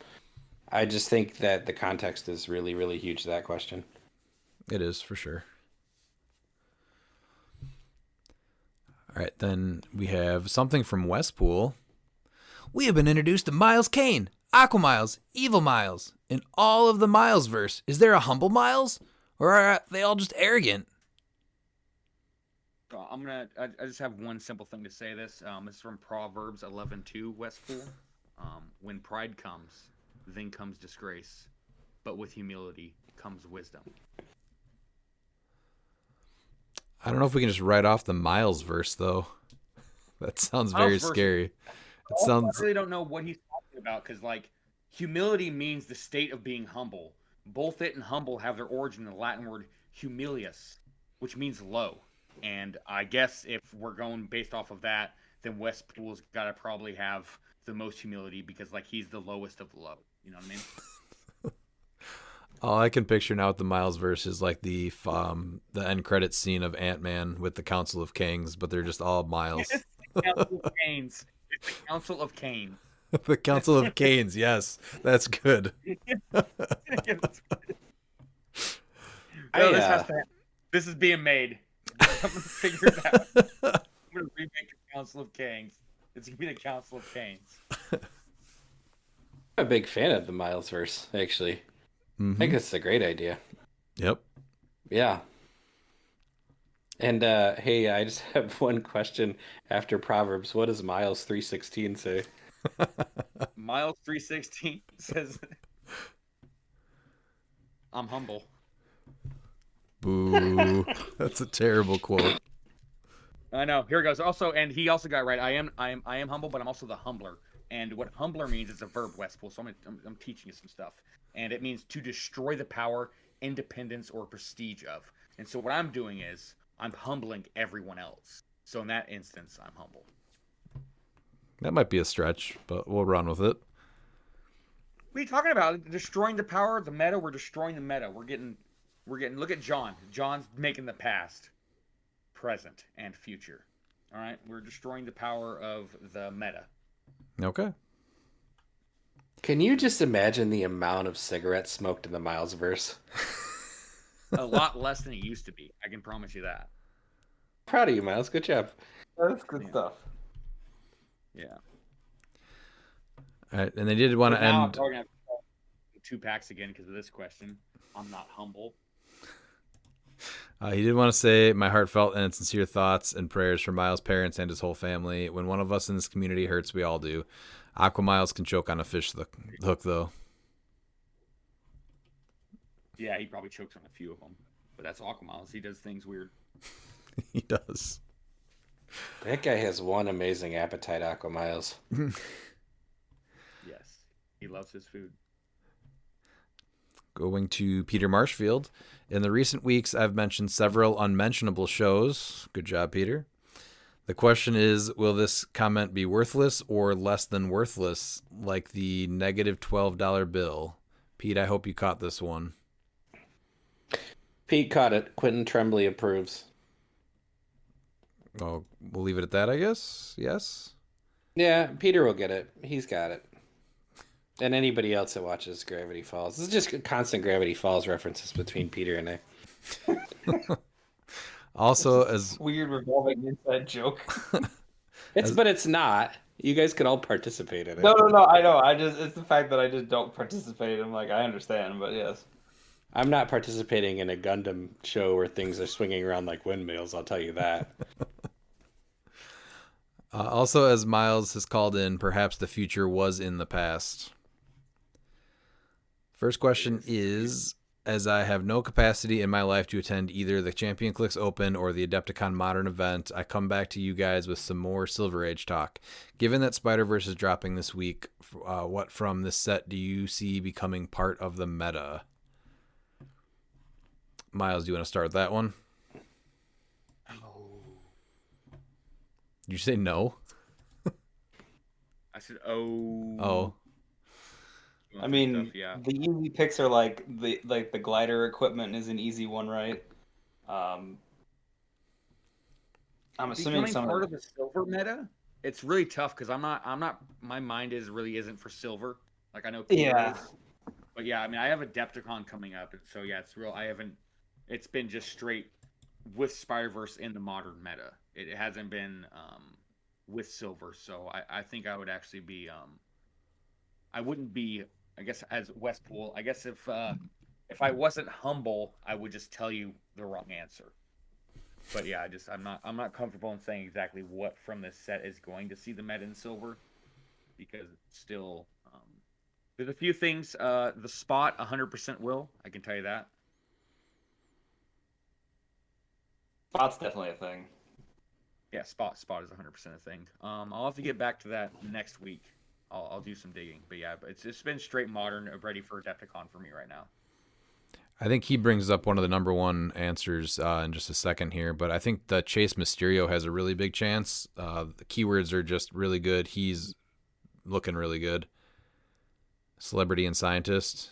I'd like to see Sinister Syndicate become a thing now. In silver? It can become a thing with the swap Green Goblin with because Sinister Syndicate's missing a few support pieces, and Scientist is going to be able to clear that up. And so you're going to be able to play mostly a Sinister Syndicate team with the swap mechanic because of Scientist, because of how many figures in Silver Age have both Sinister Syndicate and Scientist. Mm-hmm. So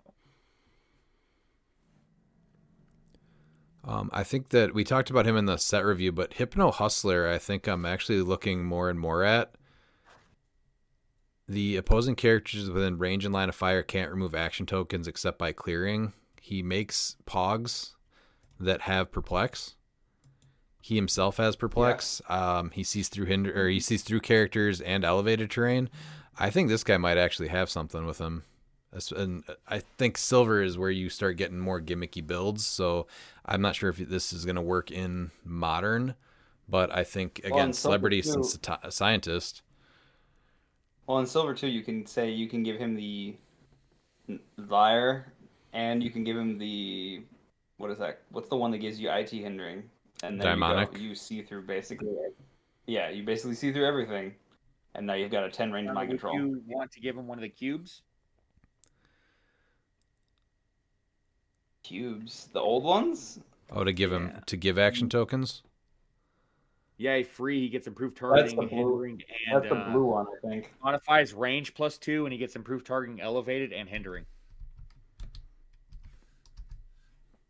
So that's why I think they're just a lot of points. They're 30 points a piece. I'm pretty sure the cubes, right? That's a lot. Yeah, no, but it's +2 range, and it's what I'm saying is that that's yeah. Well, but he's already generating figures that do that for him because he's generating figures that have Perplex, and then like 10 points you can get somewhat equivalent to that because you can get improved targeting, hindering. No, yeah, the thing with the improved targeting with the elevated too, as well as the hindering. He's already got elevated though. That was the thing. Oh, okay. The big thing is that he gives an action token to an adjacent opposing character, so they're already in on you, or you're bringing him up, which I don't like as much, but that's definitely something that's neat to look into. Yeah, that'd be an award. So, he does have in cap, not for nothing. That is, so you could, I don't know, like just mind control them over. You give him the Liar Ring and Demonic. Yeah, that's what I was thinking. Yeah, that's what I was thinking. 10 range, triple targets. Yeah. Pete, do you have anything that you think would be game changing in silver?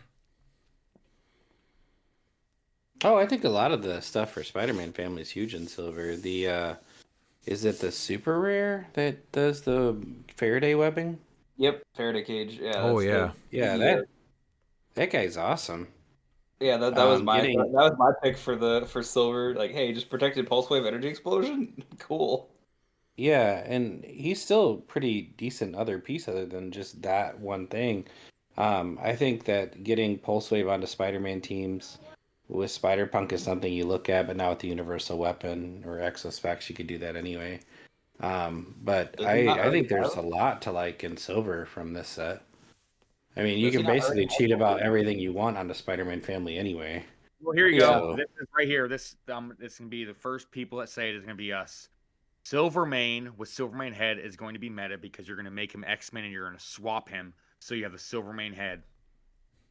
That's definitely good. yeah, that's amazing. Yeah. Yeah, Can Brute, you, so you give you him can X-Men. do that? Holy crap! Hold on, wait a second. Silvermane, right? You have to damage him Yes, first. Oh no, you'd have No, to you don't. He He's- starts the game. It's attached to him though. It's So not. he drops. No. Yeah, Yeah. he He's starts the game weird. attached to him. So Yeah. he should drop it. I don't think so because when he takes damage, then the Silvermane is unattached. He's not assigned the head; it's just attached because you So- can assign him No, but he's equipment. attached. The only way to That's, unattach it is dealing him damage. No, The I think cheese there's- pizza. Yeah, he has to be. can't- Yeah, he has to be hit by a close Yeah, attack. That's how it should be. Because we should not be able to give anyone Mastermind. No, Because you can just He has do that to to your be- 8 or yeah, he has to be hit by a close attack for this to happen. So But so he just leaves that even with attached. He leaves the map and it comes unattached. It's one of those weird No. things that. No, he should keep it I don't think- attached because the only way to unattach it is if he takes damage, and you're not damaging him when you remove him. yeah, No, I know. Yeah, that's where it gets Yeah, I don't. It should work like that.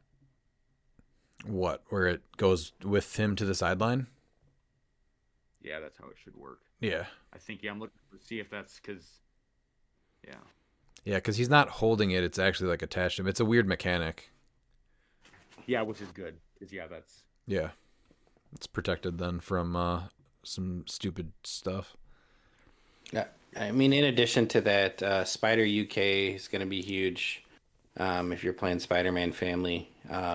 Also, I think Dan said the glider, but those symbiotes for 15 points. Oh, yeah. Oh my Oh, god, yeah. come on. They're awesome. you're not. You're telling me you're not gonna want to throw those up at somebody and be like, "Sure, kill it. It's fine." Yeah, I'll take Monster 15 points. gets even more ridiculous with those things running around on the board. Mm-hmm. So, yeah, there's a lot to like in this set, especially in the lower rarities too. I mean, the chases are cool, but the lower rarities are. This is really fun. And you got to pay attention to anything that works with the Grave Train markers because Black Lanterns are rotating after Worlds most likely. And when they get to be 200 points of your silver build, I think that's definitely worth looking at. Anything really with grave cool, then. markers. Yeah. So like that Prime Craven, when you have 400 points to work with and 200 of that is all of the older Black Lantern stuff, Necron, things like that, that could get pretty sick. Yeah, he's good in modern as it is. Right. So now add 100 don't- I points don't into the see why- gimmick. I don't see why the wall for 25. Again, Monster is huge in silver, so I don't see why 25 points of your build couldn't be the wall. Oh, the It's wall not is going to could be played. it will be. The wall is Yeah, great. You're not playing the wall. No, I know. you're playing it. I'm just saying, like for 25 points, I don't see why he doesn't hit the board in silver, especially The like only because thing I would have liked to see for the wall is to be as similar to the Time Breakers, where you just take a free action to create another wall. That would have been so good. I don't think that would work with his powers, but it would have been yeah, good. that would have been really bad. It'd be hilarious. Just hitting it. I feel like we have not said our normal thing enough, and I don't see why you don't put 15 points and put a bike on the wall. That sounds yeah, great. No, you need to give him a rollout. Yeah, I Mhm. think since you can't get 2 walls, you put the wall with the motorcycle, give him charge for 4, and for 3. Yeah. With sidestep, 5, huh? yeah, So you sidestep. sidestep and then charge. Yeah. And then actually, no, you're gonna give him the glider for blades. Okay. And you're gonna make him into an X-Men, so he gets the blades rollout. Why would you just not give him a sword for 10 points versus the glider? It's less Because it's a points. glider, and the motorcycle doesn't guess. give you Okay. blades. Yeah. No, The no, no, glider's no, no, also no, gonna no. give him willpower and flight. and +1 speed. So now he's going to be 3 speed with sidestep, willpower, and blades, and flight. It is definitely a thing you can do. I will say that. It's this thing that's going to win. Yep, the flying wall. I guess I need to see it win first, Miles. But I You know? All right, the true answer though I think is Spider Cat, which he brings up next and says, "Is Spider Cat the greatest keyword cheater of all time now? Because now Animal becomes Spider-Man family." So as far as Silver goes, I think that he's going to be the top piece out of the set. see. But now it gets funny even thing- more crazy because now you don't need to use the what? I'm trying to look at the Motorcycle, You get the glider, super- hell cycle. supernova. Yeah. I love that. Yeah, you need a glider or a motorcycle. See, this is what he's saying is like, oh, I'm losing my cycle. But what he's Okay, so- forgetting is that I'm gaining all my right. glider. I'm gonna call Peter out on this a little bit here, and I'm gonna say Spider Cat is not the greatest keyword cheater of all time now because Mary Jane would like a word, and this is from War of the Realms, Mary Jane, because with all the deity stuff we got, like her stock should be way up in silver. So That's a piece Um, worth looking at. She's good. you're gonna tell me you don't want a Madam Web Hidari Yao? Be like, oh, have you hit her? Hold on, no, you haven't. Yeah, but now you get Lockjaw, even though you already could with him, but now you're able to get Lockjaw for 5 less points. You can get the Spider-Man family just has so much, like Bombastic Bagman, now Fantastic Four is all Spider-Man family. You have What Dan Marvella for said, celebrities. Marvella for celebrities. All the chases from SVSC also cheat a keyword. You have scientist, you have robot, you have Mhm. warrior, I'm trying or to think pirate. of the keyword that I think that you pretty much get every generic keyword now to become Spider Family. Pretty Like much. major. Obviously not reporter, because who gives a crap, you know? Yes, no one's really looking forward to that reporter that makes them. I And bet like- you there's someone that's also looking forward to Kryptonian that are waiting for that Jimmy Olsen make And report Kryptonian in Metropolis, you know? No, I think, there's pretty much, I guess, mystical, but you don't need that. But I mean, you're able to get warrior, deity, armor, scientist. Yeah, there's Spider Cat was the last one that was really needed to get animal. So now Spider Family can literally be it's gonna be so funny because you can there's so many different Spider-Man family teams that can just be completely unique. They're all just Spider Family. Did we see a lot of Spider-Man family in Silver States? I don't remember seeing I don't many. think It was the ruler. That surprised me though. Yeah, I guess it was more of the time with Colossus. But that just seems so Colossus, you good. get there. Yeah, Colossus on Spider-Man family, you get Lockjaw now for 60. It's like, Oh, I want to say we did once there was a Spider Pharaoh. Teresa did it with Prime Colossus and That's right. Spider Pharaoh. Yep, that's right. We saw right. one. Yeah. All right. I'm looking for some feedback on the following Silver Age bills. See replies, comment for links, and would like to know what flaws you guys see, or is the issue the pilot over the build? Very many times it is the pilots. Is this the Arno Stark again? I believe so, yeah. Looks exactly the same. What did he... Was Doom on it before? Yeah, Doom was on it. I think this is pretty much the same thing. It feels like my thing with this build is I feel like you just go offense. You don't try to go defense with like Demon and Armor and Colossus with the Carter Shield. Like Yeah, you're going too defensive and too offensive. yeah, like no Arno is point. like you're gonna hit something, and Doom, if you can lean into him, is really really good. So like I wouldn't see why you wouldn't do that and try to build around that. And then yeah, I mean Colossus as a bodyguard is amazing. Same with Saki, but like I don't know, it just So this is Silver, right? So he's trying to make you come across a big map, get a couple shots on you, and then have to deal with all of that up close. yeah. Except he doesn't And- have any big map on his build. He's got Rock and Roll Concert, Icy Lake, and Mansion, which are all small maps. Well, that's a huge error there. That's a pilot error right there. If you're going to build a team that needs to be this defensive with this high of range, you don't want to give your opponent an equal chance of getting to you if they do not have a high range team. The entire point of if you're going to go second is to take advantage of your high range and theirs not being able to. And so you're going to want to put in a big map. Even if it's an open map, it doesn't matter. If they're not able to get to you, they're not able to get to you. Whereas Arno's going to have 12 range. So it, it's... Is it that bad to put it on a small map though, and he just hits you no matter what? You can't hide. Yeah, but he's got. small map, Well, I guess you're he's got allowing your opponent to get the alpha off. Yeah, Yeah, I guess it's more of so. the counter attack, right? If you can live through the alpha, then you're getting to him on a small map versus a big map. You might have a chance to stave them off. Yeah, you need a big map, and you need to just kind of claim it. Yeah. And then you can plan on Yeah, how because you're gonna this do is it. where I'm going into to where he's clearly building his team to go first. He's getting too worried about this alpha, and I think this is a huge problem with a lot of Peter's teams. If you're going to build your team, build to go second because you know what you're going to be able to do go first. But the only thing that you can ever really control is when you build to go second, because you know what maps you're going to put your opponent on, and so you're going to be able to build on and strategize on every side, regardless of what's on the opposite side of that map. If you are going second, you're going to be able to pick your map and work out your strategy for any side of that map. Whereas you can't really do that if you go first. And I think you need outdoor maps. I don't think you ever want an indoor map, right? And the mansion is Indoor that. map, I mean, but he has the destroy blocking, improved targeting, destroy blocking. Yeah, but originally he was designed with outdoor blocking, I think, and so then he had to be errated to be destroys blocking, and it's just one piece of blocking then. So you could easily hide like along a wall, and then he's got to now choose one target behind a wall to hit.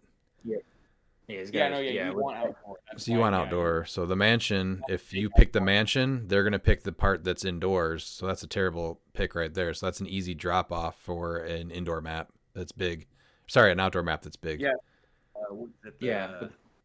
The cemetery? I mean, if you put the cemetery on there, it's an outdoor map. It's whatever. And you have that 12 range. Yeah. Yeah. And they've got to get to you then, too. Yeah. The hedge maze. Yeah, hedge maze Right. as well. Yeah, because you're probably just wanting to get a couple salvos off with Arno Stark. Well, hedge maze is before they get all close to you. blocking, though. You need... No. Is hedge maze blocking? Hedge maze is, yes. Yeah. Maze is blocking it. Originally, he was designed with outdoor blocking, but then they decided it wasn't a thing anymore, so they errated it, and it doesn't exist. For shooting. Yeah, for shooting, yes. purposes, For they movement, got it's rid of on there. That's why it's still on the pack, but there's just a line through it. There's no improved targeting outdoor blocking, and that's what he had originally. So I think that's why people didn't play him, is because it was too easy to shut him down. Oh, that makes With sense. that change to the Yeah, destroys cemetery's blocking. a good option then. Yeah. Yeah, you need to build more, Peter, and practice more going second. And so you can figure out exactly what that's going to do. And you want to put yourself onto big maps because the entire point of going second is you're going to try and get an advantage against your opponent who's going to be able to alpha you. And so you want those big maps that's going to be able to protect you and take advantage of Arno's long range against your opponents. By putting them on a small map, it's easy to get an alpha off in Modern. It's even easier in Silver. Like, it's incredible. It's if you don't have an alpha on a small map in Silver, I don't know how you don't.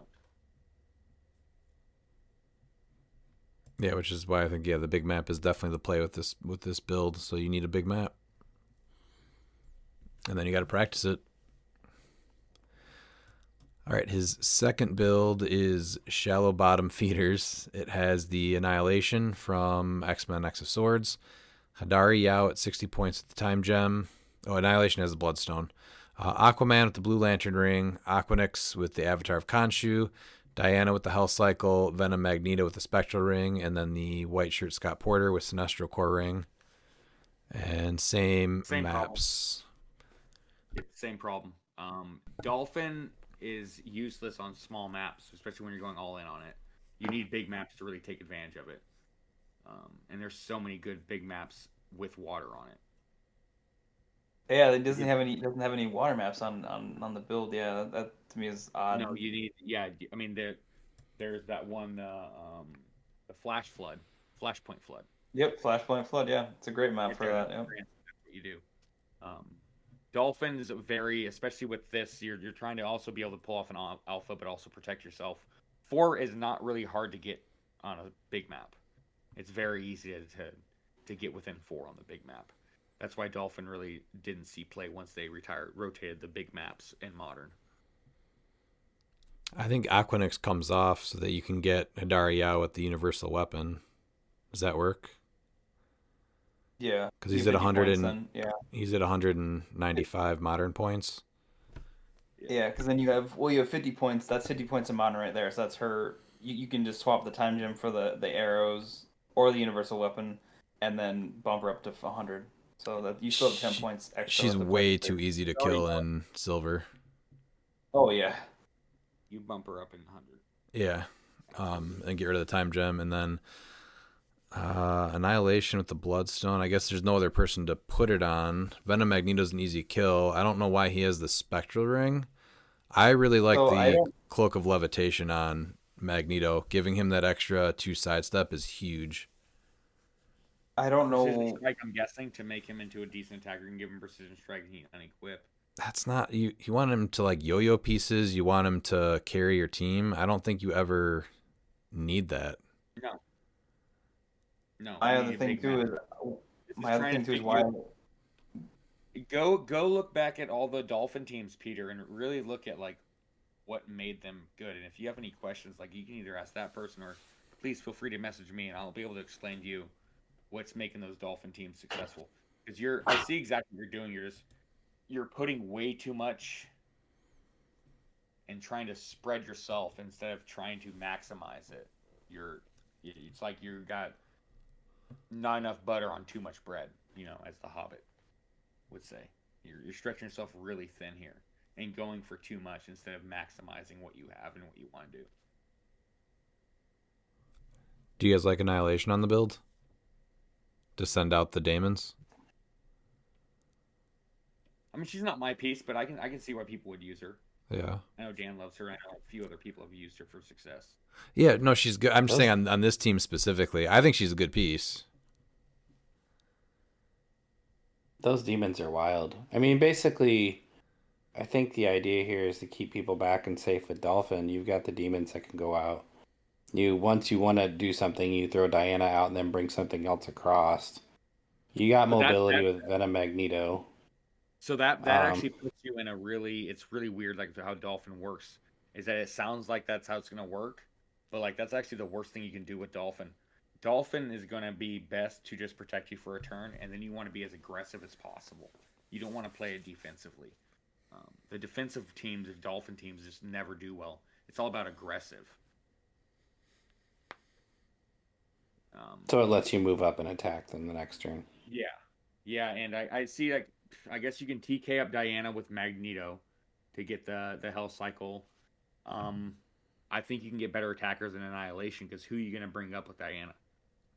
Hidari, probably. Hidari, to get which again, that's why you want her at 100 points, and you want her with the universal weapon, so you can 3 damage pulse wave. But yeah, a TK with Venom Magneto, sidestep, and then do another TK. That should be pretty close to a full map, a big map with Diana, right? Yeah, no, that's why he needs big maps. These small maps, especially these indoor maps, these are counterproductive of the team that you want to play. Mm-hmm.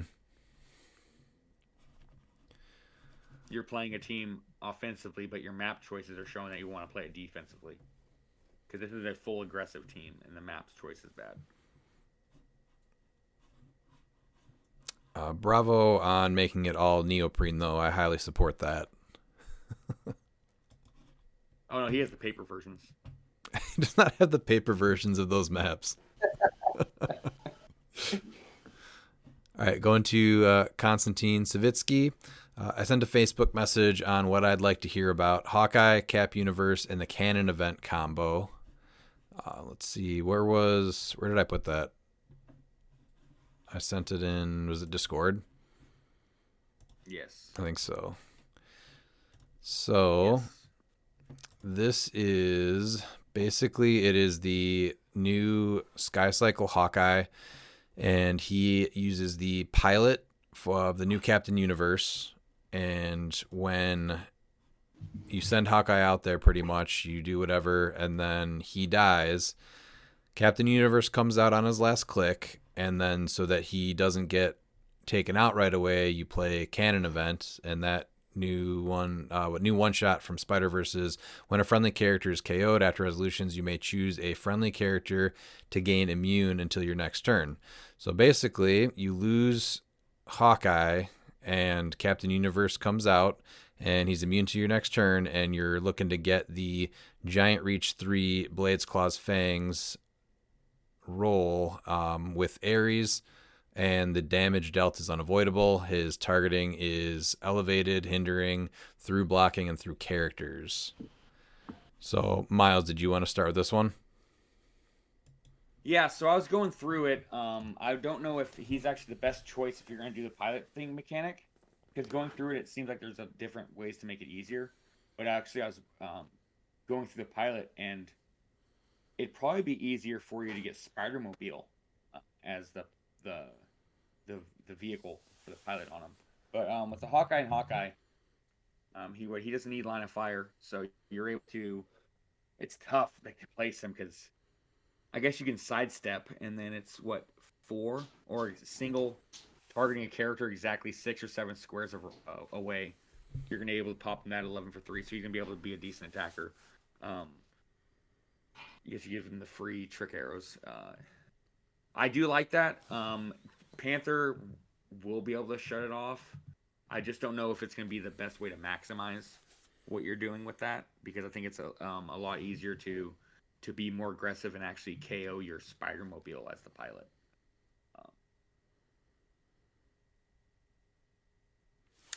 And just to be clear, this is after resolution. So if you save Hawkeye for a flurry, it's possible that you could kill him before you're able to get that cannon event out or off. But yeah, if that would be the biggest thing. If I know it's coming, I'm going to make sure that I can have something there to do something like that. It has the potential to be pretty crazy. I think it could definitely do good in an event in the Swiss rounds, but then everyone's going to be looking at the teams going into Top Cut, and they're going to be looking at this, seeing why this made it. And so many Cherry Panthers, you can either just shut it down, you split your team up so that when Hawkeye does get KO'd, it's going to be a little bit harder to get to him, or have harder for Captain Universe to move. Yeah, well, he does have flight, so at least he's going. He's got a charge. I guess he's got range, I guess, because it's 4 with a Giant Reach 3, and he sees through a bunch of stuff. And he doesn't ignore characters, though, so you could try to lock him down with a piece you don't care about so that your whole team doesn't get blades. I think that you're just going to be more ready for it. Huh? He's got characters for targeting. Yeah, movement, no. But movement, yeah, so you just block them. Yeah, you could just stand there, though, I guess, and be like, all right, well. And it's just, the damage itself is unavoidable, but it's not like he has Precision Strike or a way to get around rollouts, so, like, you still got to hit. He's 11 and I'm guessing 3. By that point, you might have burnt your rivalry by that point, too, so... No, that's why I think it's actually better to save up. Because like you said, if they have flurry, the Spider-Mobile, you're able to benefit from his attack and his defense. So you're gonna get precision strike and prob. Also be an 11 attack for 3 damage. He has no reducer, so you're gonna be able to manipulate it more. But he also has a stop click. That's after resolution. So like if they did a flurry, it'd be 2 attacks, and you save 5 points.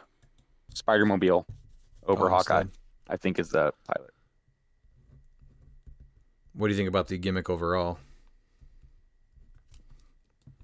I mean, it's a good gimmick. I mean, the unavoidable blades, I know that I'll just roll a 1, so it's not for me. I don't want to see Dan pull it off. I just don't think it's consistent enough, because people can choose, with Panther and everything. And the attack of Hawkeye it's so tough. Like I This would be want funny. Hawkeye to be good. Yeah, this would be funny, Miles. What would you pick? Because if I had him and Aries on the sideline, I'm assuming I'm just losing both of those then. And so it depends on exactly what's on the team. It's going to usually be Keaton, and then you can also dictate, because Hawkeye can be a threat. Um, yeah, I think the Aries is only scary if you have people that can get giant reach. So there's been several games where I don't pick Aries because they have to be adjacent to me to really take advantage Hawkeye, of it. So I'm not really Hawkeye is scared of the weird ball. because you can turn him to any click, but yeah, because you can then put him on those running shot clicks to make him a little better. His range is pretty limited though, so He doesn't get the speed powers. He only gets the attack and the damage power from the pilot that you're able to put on any click. yeah, no, so no, Hawkeye can turn his dial to. Oh, sorry, you can turn the pilot to any click. Sorry, Yeah, I thought you yeah, could turn Hawkeye. yeah. Oh yeah, you start on sidestep only. That's not that great. Yeah. But that's why, because you have that power to attack a character regardless of range or line of fire within 6 or 7. Oh yeah. So you're able to do that. So you're able to sidestep with them. So yeah, there is that. But I think it has the I potential don't know. I'd to like to tear see it up. pull off. I think it's a yeah. I think it has the potential to like just tear up like Swiss rounds, but then you're going to start getting into Top Cut where everyone's got Chair Panthers, and it's going to be a little bit harder. People are going to be talking about how they got destroyed in their game with this piece because it caught them off guard, and so I think it's going to be harder to take this at the very end after you start going through the Top Cut rounds where people are ready for it. But I'd like to see it And get it's played. also hard too because you're giving up 65 points for that combo, 70 points, including the. But all you need to do is just shut off that cannon event Yeah, that's Yeah. another thing too. You can too Chair instead Panther, of that, yeah. and then he's so.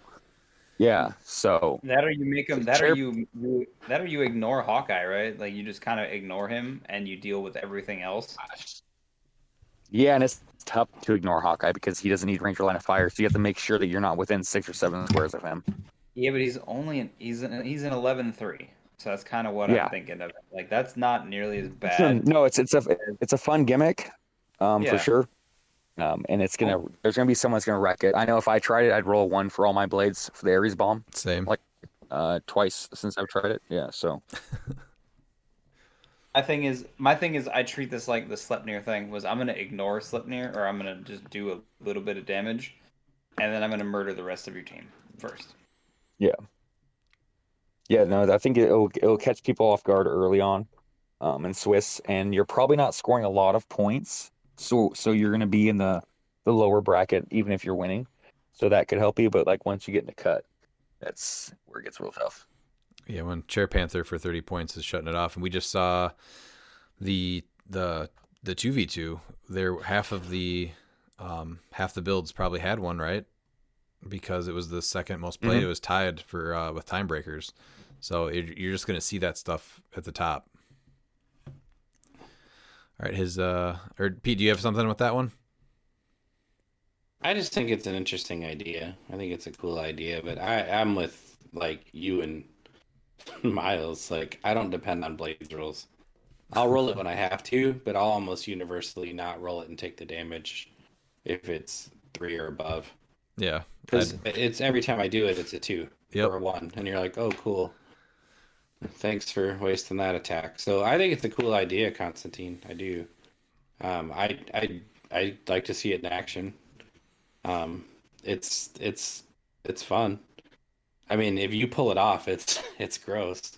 So And we did say that it gives up 65 for Hawkeye and 5 for the one shot, but you still have then 230 points to make that gimmick work. So I'd like to see it get built out. Wasn't I don't there think a it's time broken. when they said the unavoidable damage.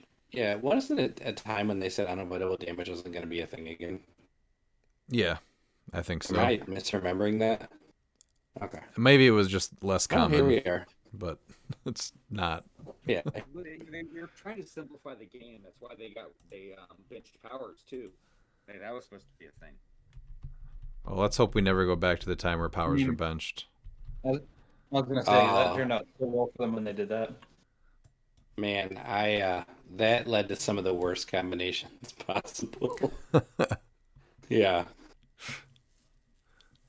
All right. His other question is, what is your least favorite piece to see on your opponent's team, and specifically other than Beetlejuice? He says.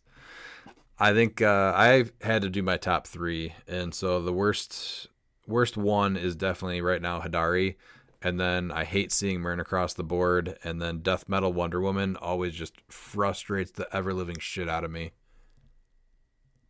Really? Yes. I didn't realize that she was like something that was like, man, you're not Dude, gonna she play just me in Swiss. no, she always hits her super senses and then brings someone back at like the perfect time. It's just yeah, she always frustrates me when I see her and I have to deal with her. I love that piece. That's maybe it too. Is that Pete has played that piece so many times, and Harris has played that piece so many times. I've seen it at so many competitive events, and then even just around here. So yes, Death Metal Wonder Woman makes that makes that list. She's gonna be on my team till she rotates. So Yep, I'm sure that she's not going away anytime soon. In any cut, modern, silver. Finally, she should rotate from modern though. There's no way she sticks around. She still has the old card. She came out in like 2021, I think it is. What's her set number? she was a 2021. 2020, but they changed it to what 2020. She 21, they changed 2020. 2022 is what they changed her to, I think. Well, that's the other thing too. Is it just like she's literally been like one of those college football players that's in college for like 22 years. So that's part of the fatigue too. Too long. Yeah, her set number is 21. Yep. That's a long time. Miles, what do you She's been got? around. I kind of wonder when every time I see Myrn, I'm just like, really? Okay. Because everyone plays Myrn the same way, where they just keep up in their starting area. They're playing a butterfly swap, and just I hate it. Do you have anyone? Would you said what else besides Myrn? Death Metal Wonder Woman, because like I said, they'll always get their senses. I always expect my opponent to get their outs, so I hate 4-6 or 3-6 senses. And Ghost Rider, I hate Ghost Rider. Dan, what are your top three? I feel like one isn't good enough. One is not good enough. Okay. Probably Myrn, Hallen, and he specified pieces. Yeah. Yeah. So like rivalry wouldn't be a thing because that's not a piece, I guess. So I don't know what my third one would be. That's like the main two. Surprised on Talon. Honestly, don't. It's just the you don't get a thing, and it's more the like whiplash of you playing Assassins for 6 months was just every time I'm like, all right, I gotta murder her because otherwise something I have is gonna die because it's not a if, it's a when.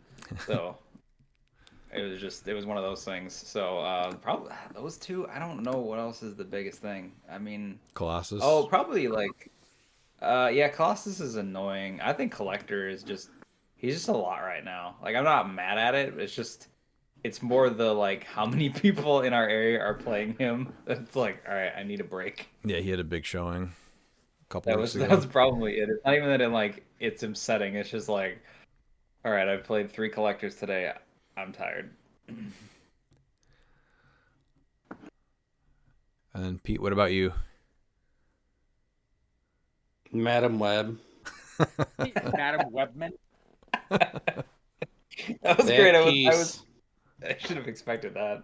And the worst part of it is this is how it played out every time. Like, whatever, nothing, no matter event doesn't matter. Madam Web doesn't come in. The first time we try to do like something competitive or for prizing, that's the only piece I ever crit hit and never kill. Like opening Alpha Strike, come across the board, try to smoke that piece off the board, and then it's just off to the races. And I just completely lose interest in attacking anything for basically the rest of the game because it's just like, nope, I succeeded. Oh, succeeded again. That piece I hate with a passion. Like, just so much. I I did find that funny during our game for Worlds practice that you crit hit my Arachnite from click 1 to click 2. And then I'm like, all right, cool. I've got 2 die loaded. You aren't hitting anything this turn. Yeah, it's just I just hate that so much. Daredevils.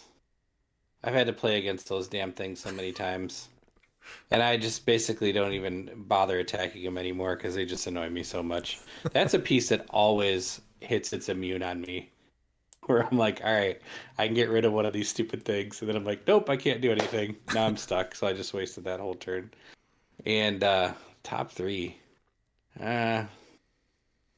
I don't really like to play against Death Metal, but she doesn't bother me that much. But I hear what Miles is saying. I just assume everybody's making their rollouts. And when you play Dan, that's absolutely true. Dan is making his rollouts, so just buckle up. Who else? You did call it, right? That Looper did put me in the driver's seat for this month for the monthly, so he basically did. Yeah. Nice job, Looper. I don't know. I think that's probably about Those are most the big of it. 2. Those are both pieces it's that I not- played see- a ton. Yeah, and it's not like the big attackers and stuff. Like that stuff, like whatever. That stuff never bugs me that much. But like those things, I'm trying to think of some really dirty, annoying combos. There's a lot of kill on sight pieces, but Madam Web is just infuriating to me when she hits the board. What about House of X Gambit? That's a good one. So hold on a second. Basically, any bullcrap gambit that you've played, because your gambits are not like that. Gambit's good. Don't get me wrong, House of X. Your gambits against me overperform. Like they are not that good at pieces, and you're just blowing pieces off the board with crit hits and other things. And I'm like, this piece is not that good. That long shot for a long time too. I was just That going to one used mention to him, piss me yeah. off so Was that bad. Rise and Fall? Oh, yeah, that piece I kill on sight too. But basically any trashy gambit. I was honestly surprised the last monthly that gambit from the Hellfire Club didn't just destroy half my team when I wasn't seeing it coming. Just completely ridiculous. Yeah, I think that's it. So mostly just whatever you play, Redman. Yeah, that's what it sounds like. Yeah. All right, Pete, this one's for you from Luminati. He asks, Taint or Chode? So these are kind of the same thing. These are basically like both just slang terms for the perineum. So I mean, how would I use them in a sentence? Is I've called many people chodes, but I don't really refer to it as a taint. So I had a completely Yeah. different answer because it reminded me of movies, and that was tough for me to choose. What movies are you watching where this reminds you of movies? Nope, don't answer that. There's a movie in 2011, the- a horror comedy called The Taint, where the water's tainted and it ruins the minds of men, and then they become raging misogynists. That's The Taint. And then there is a sweet TV show, it's adult comedy similar to Star Trek called Tripping the Rift, and the captain is Chode McBlob. So that's where my mind went with those two All right. things. If you haven't seen The Taint, I highly recommend it. It's from the great company Chroma. I think at one point in our lives we've all seen the taint.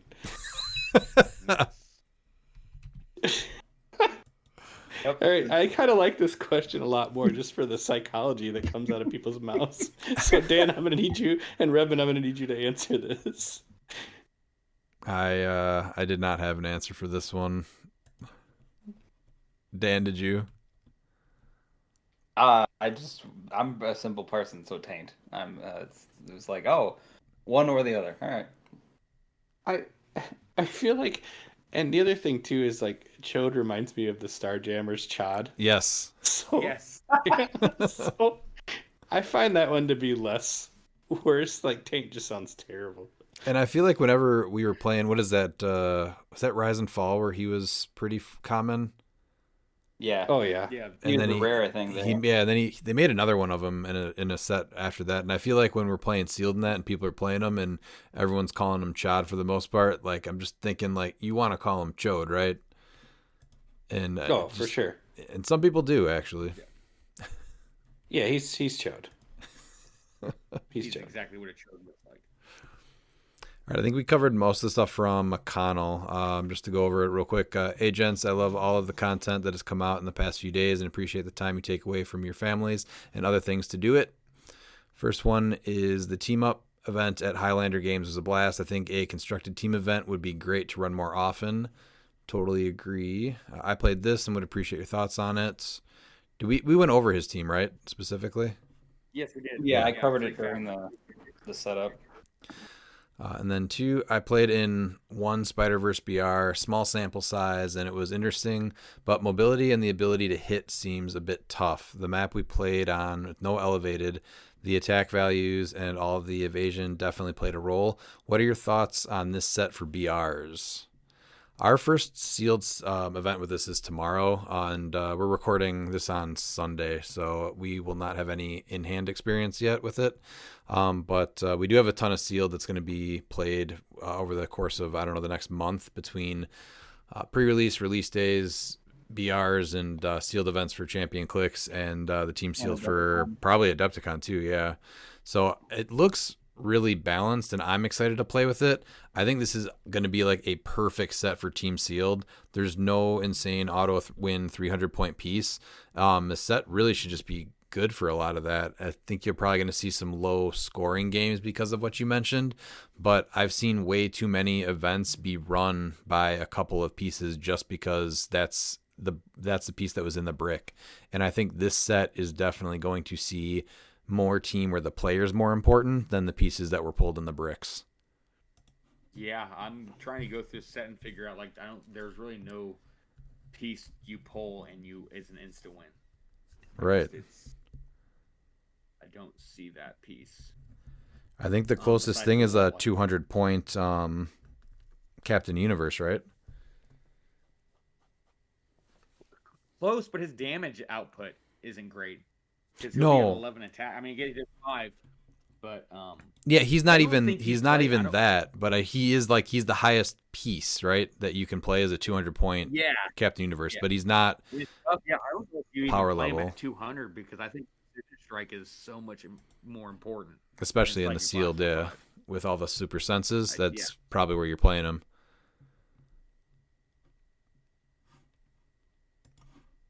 Yeah, I think that that's because this seems like a balanced set for sealed. Honestly, we don't have that dumb 300-point common Thanos or anything like that.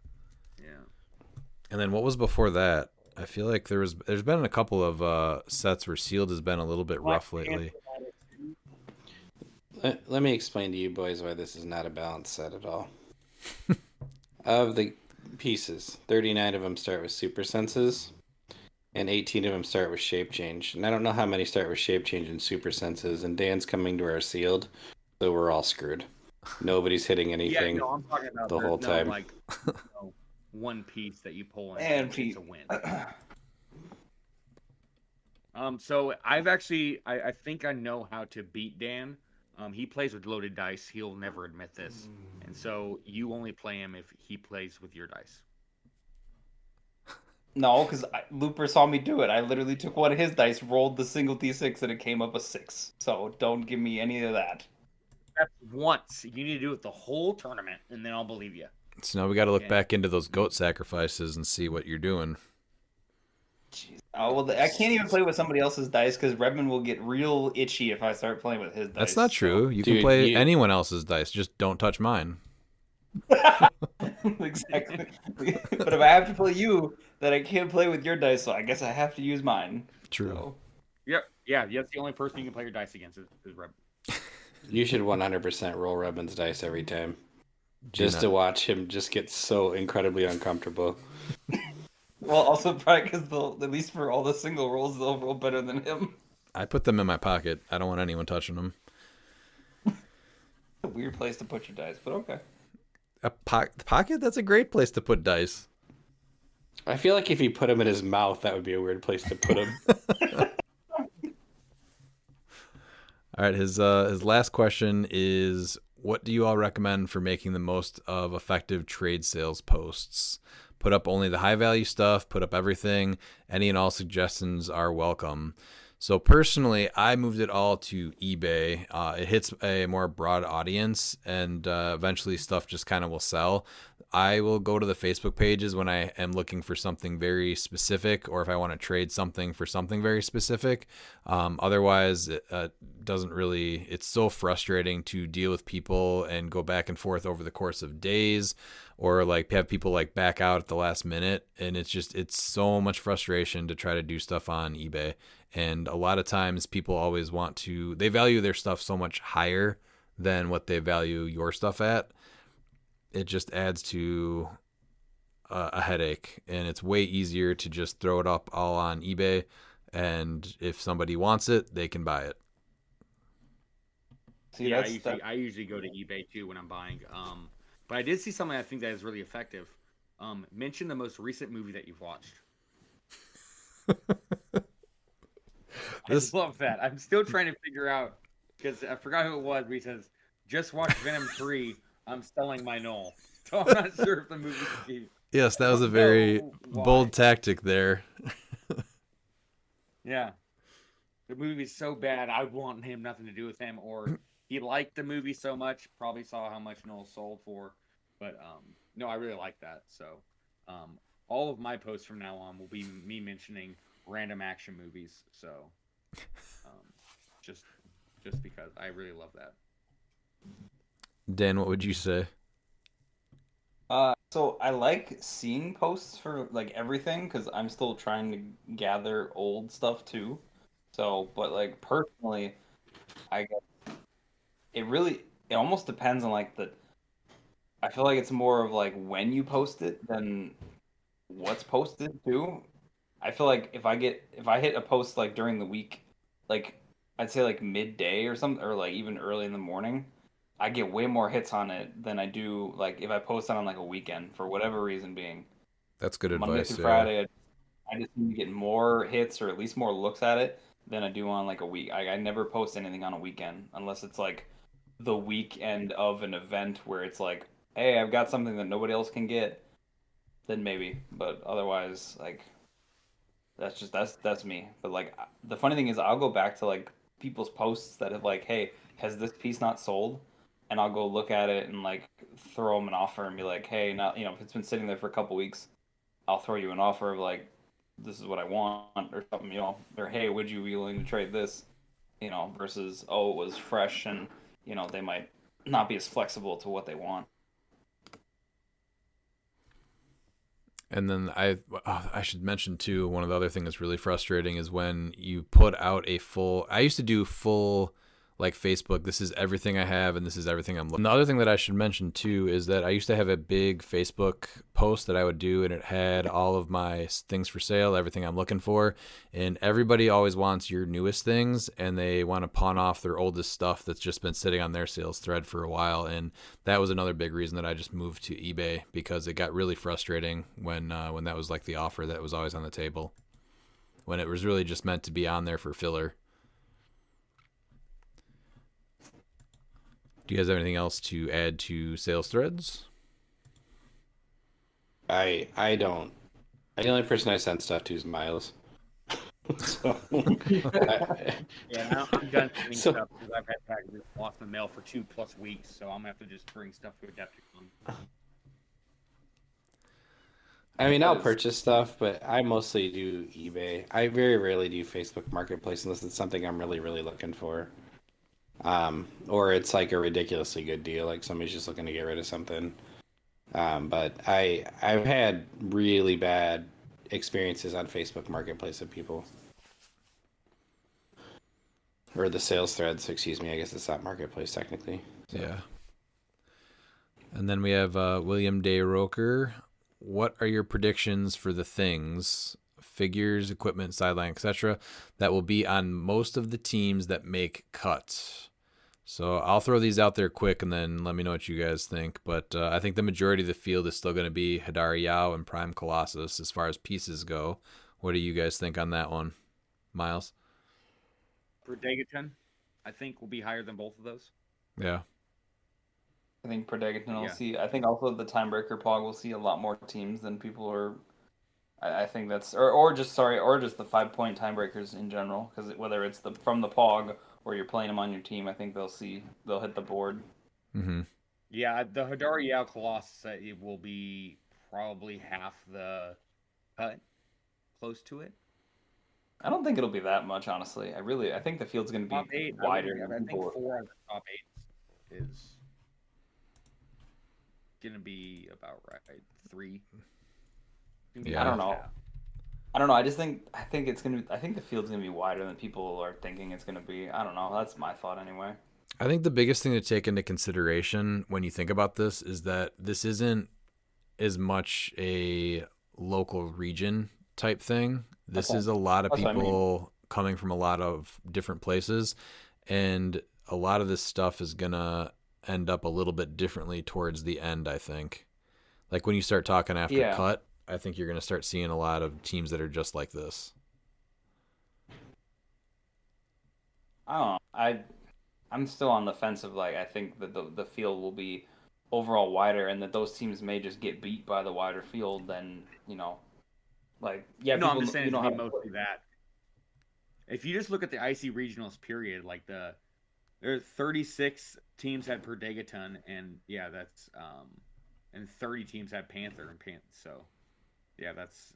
I guess I'm I was surprised going that for many- more. I was going for more like pieces that like make your team. Like you can easily put Perdegaton and Timebreakers on any team. So I think they'll be up there obviously in 1 through 5. But as far as like pieces that make your team, like when we were talking about, I think that was Paul's question earlier, the different types of builds. Like Diana would be another piece that's going to be up there. They've just been proven winners. That even if teams can beat them, it's a team that anyone can pilot. Exactly. That's the problem. You're gonna have a lot of the I don't like using the word lesser players, but like the players that are still trying to find like their niche and or they just like competitive, but they're not really good at team building. They're gonna use the Colossus Hidari because it's the safest play to try and make cut, because like that's just what they want to make cut, so they're not going to be doing and so I see a lot of Hidari and Colossus just because of how easy it is to pilot, and it's crazy to say that, but yeah. No, that's what it is. It's easy to pilot, and then you look at like it just comes down to even sometimes you don't have time to practice. Yeah, that's just I don't like that term lesser players, but like exactly like you said, a lot of players don't have time to practice, and so it's a lot easier. Like I just want to make cut. You're gonna have some of the off teams that because people are just want to go and have fun, and might get lucky with some matchups and could make cut, but yeah. And I don't know. The IC regionals top 10s were by popularity, right? So I'm going off of what was like the most played pieces. Yeah, I went to top 8. That's right. So, you went. Oh, okay. So I just went. Oh, I took the entire sample size. So it was Predegaton, Kong, Butterfly, Panther, the Legacy, Timebreaker, Colossus, Hidari, Diana, and Man-Thing, and Shuri. That was your top 10. For the champion clicks, because my top 10 is Yeah, for for IC Regionals 2025, the circuit meta, I had it being those 10 for main force, all players, popularity. Oh, that's weird. Yeah, because I'm looking at the main force, all players. Yeah, and I don't have Shuri on there. Yeah, I've heard Shuri's 10. number 11 for me. Oh, I have. Yeah, I've heard it's number 10, and then Death Metal's number 11. That's interesting because I have Predegaton, Cher Panther, Butterfly, Kong, Timebreaker, Colossus, Hidari Yao, Diana, Death Metal, Wonder Woman, and then Man-Thing. Am I looking at the wrong thing here? Because I wonder if I went through Heroes and Games, and then the circuit was Champion Clicks IC Regionals 2025, and that was what I clicked on, and then I went to the. Yeah, that's where I'm at Champion Clicks IT Regionals 2025 circuit. Cause, oh, you know what though? Are you sorting by popularity? Yeah, that's what I put. That's what I went by was popularity. Yeah. That changed it. Yeah. Okay. Miles, you probably didn't change your sort order.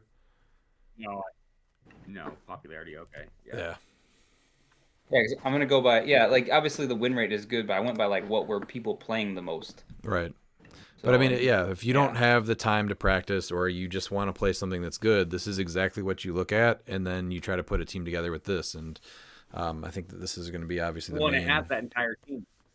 If you look at the popularity base of you have Shuri, Colossus, Hadari, Timebreaker, Pog, Butterfly, and like that's It's all right there. you know. Yeah.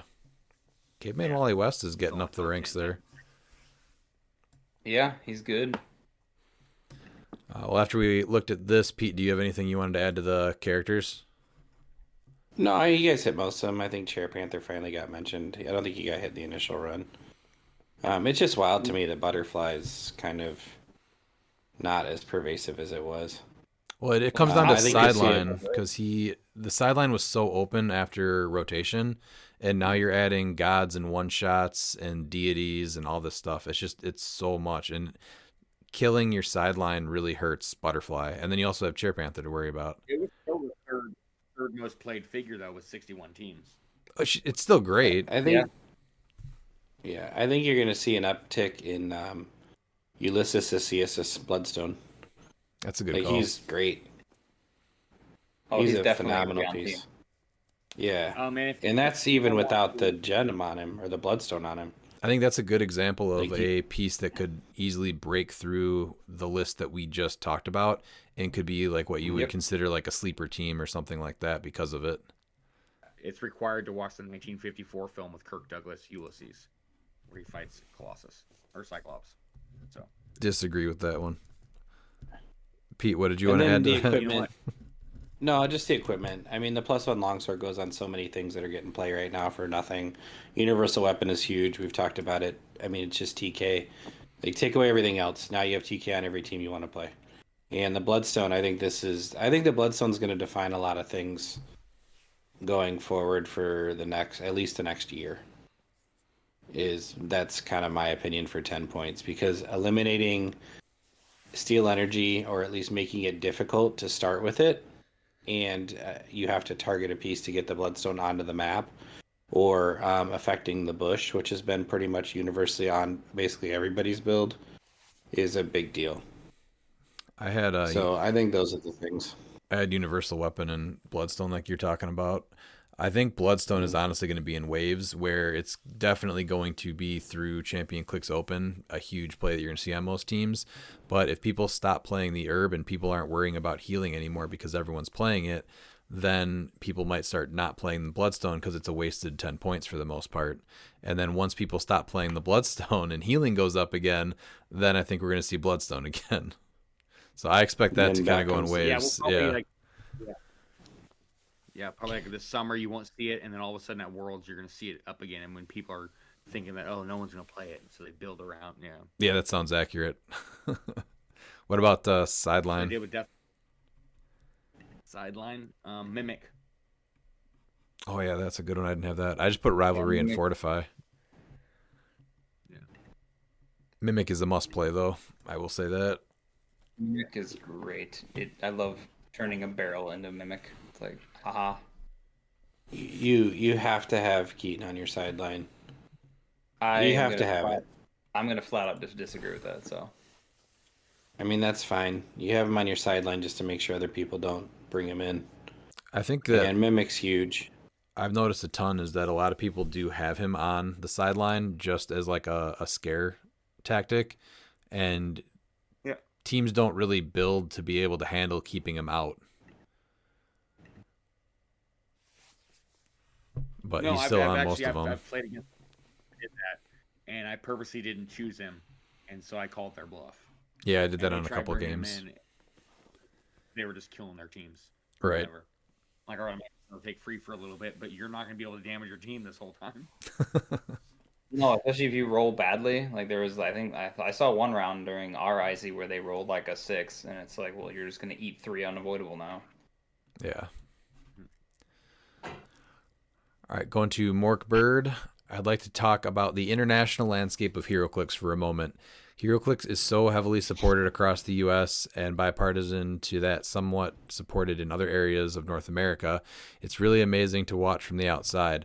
I know Ryan Opalk is doing all he can with hands tied by some red tape out of his control, but the creation, maintenance, and support of the international communities really sits on the shoulders of the few willing to persist without official support from WizKids. And doing so comes at a heavy cost to those like myself who help give communities what they deserve, where game stores and WizKids can't justify the support. What do the team at Degeneration Clix feel is the answer? Whilst I'll agree, rock support is an answer. Thank you, Howard Brock, for all you do. This is a costly solution with its own rules around prize distribution, formats, and timing. So in the great words of Antonio Clark, what say you? I honestly don't know what makes it such a challenge for international groups to get product. Do you guys know what the real reason is why everything is so delayed? I have no idea what the distributors are or how international really works, because it's going to be different per country. So I'm not savvy enough to really have a correct statement to say about it. So I'm not too I'd like to see it changed, because it really sucks to kind of see that things are so limited in some areas, and they're stuck with, we're getting Spider-Verse, and there's people that just got Black Panther like a month ago. I did see a post recently, and people were trying to kind of get together in the US and get a bunch of product together and ship that out. That way shipping is at least a little bit cheaper for people looking for it. I don't think that's like a long-term solution, but it could be a way to help get products sooner. Yeah, it just gets expensive. But yeah, that could be it. But then you're also going to be hurting the local scene, because no game store's going to really be able to carry it. It's tough. Yeah, because I don't know how the international works, especially with the distributors going, filing bankruptcy and everything. So that's going to change a little bit. That's the biggest thing, is that them going through bankruptcy as part of the organization, because of them being tied on with Diamond, and them just being the way they are. That's only going to make that more difficult, I'm assuming, comparatively to what it was before. And I'm assuming it has something to do with Alliance, because they're they're the sole distributor of HeroClix for, as far as the major distributor of HeroClix in general, unless you're talking direct ship. What could happen is, I guess, if we get a few of the people for Mcconnell that using the IPF and having a bunch of players there, players can pool money, and then other players there can represent them, can essentially buy that product for them, and then just do a lot shipment. It's gonna take a little bit. It's not gonna be really easy, because we're gonna try and get it allotted, but that's gonna be the best way to do it, is to get him and whoever else wants some, and try and figure an avenue from that. It starts about talking with it, and then figuring out who's going to be the one to do it, because that's a lot to throw onto someone's shoulder to be able to do that too, is being the middleman. But it is definitely a small thing that can be temporary for sure, while they wait for the distributor, because I think the distribution has probably been going through some issues before the bankruptcy was public to begin with, and so even north of us is hard to get product to. Canada's pretty far behind also. Yeah, I think they just got Black Panther when Collector's Trove was coming out. Does that sound right? Right. Yeah. But yeah, I wish you guys would get stuff faster. I think that the best thing for temporary would be trying to get a bulk sale going, similar to the rock support that you said as an answer. Just having something shipped over there, the community will help you guys. So if you contact someone over here, I'm sure we can make something happen where you guys are getting newer stuff or stuff that you're looking for. I don't have a great answer for this, Mark. I think this is a huge area of opportunity for WizKids. Growing the game internationally is something that they absolutely should pursue, in my estimation. And like Redmond said, the community definitely is always willing to help the community. And so, I think that's, in the short term, probably the best answer. Are they even getting Iconics or anything? See, that's the hard thing about this. Like, I want to see everybody get their product. I don't know all of the hoops that you have to jump through to make international things happen. So Right. I feel like I'm not educated enough on the topic to give an opinion on how to fix something when I don't know what it costs, what's the like logistics of making it happen. Because they're still getting product, it's just late. So there's obviously some avenue there. I don't know why there's such a big delay though. I did see a post for the Australian Clicks about doing Spider Verse in March, which was caught me off guard. But yeah, I don't know. Is it Mark's store? I don't know if it's his store or not. I'm trying to find the post again. I forgot what group it was. Yeah, it's hard to answer this question when I don't know enough of the facts or what to do to fix it. Yeah. Yeah, I agree. All right, last we do have local tryhard Ryan Bookwood getting in right at the buzzer here. What are your opinions on the Cena heel turn? Only 20 years in the making. Predictions for Mania now. I need to watch it still, but I can't wait to see how it plays out and where they take it. I hope he continues to do stuff with The Rock through Mania for sure. I think so this is huge, right? This is the biggest probably heel turn in wrestling since Hogan. It's not as emotionally impactful for me as Hogan was because of Hogan. And then Hogan hung on for so much longer after that and really kind of had almost a second career as strictly just Hollywood Hogan. And so that was I'm anxious to see what they do. The last PLE was great. The Zayn KO match was insane, and worth watching if you're a wrestling fan. And the Elimination Chamber is really good. They're really shaping up for some really very, very good storylines heading into WrestleMania. So I'm excited for it. But it was a little shocking. Believe me, the text threads and the Discord threads and everything else blew up last night when it happened. I'm sad I didn't see it live.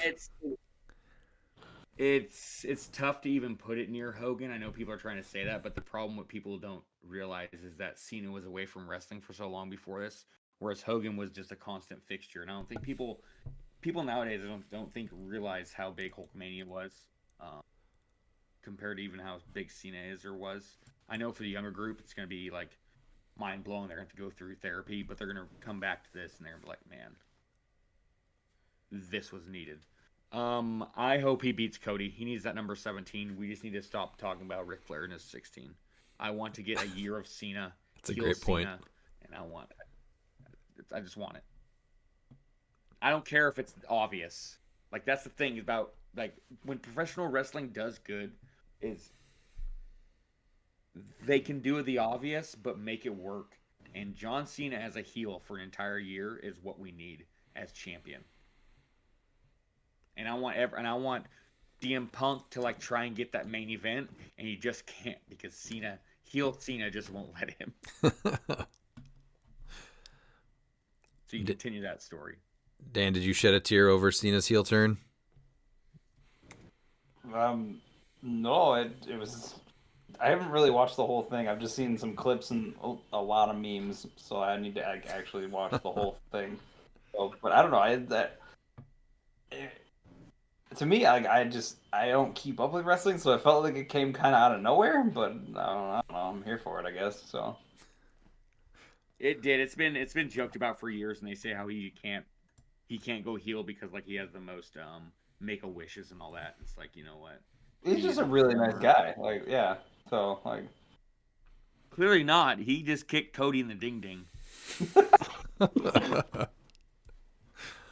All right, let's go to going back to what Miles said though. I loved Flair. He's growing up. I mean, he was like, he's Ric Flair, and man, it's hard now after all those stories and stuff come out. I'm ready for someone to overtake that record. I would personally, if it's not Cena, want Randy Orton, but that's just a fan talking. So, isn't he retired? Well, okay, no one's ever retired in wrestling, I guess, right? But I was like, is he not actually retired?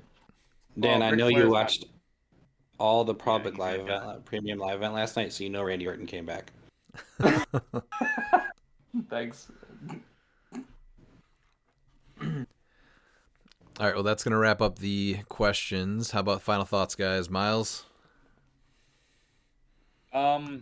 Yeah, I'm looking forward to the Adepticon I got in a month. I was just messaged by someone who just paid me $20 to wish him a happy birthday. I'm not going to say his name because he didn't pay me $50. Someone listens to this is a birthday today, March 2nd. So, yeah. I'm looking forward to Adepticon. I got 4 Wednesdays until I'm there, and I'm ready to stomp. I'm gonna make someone my Cody Rhodes like Cena did. Someone's getting kicked in the ding ding at Adepticon. That's facts.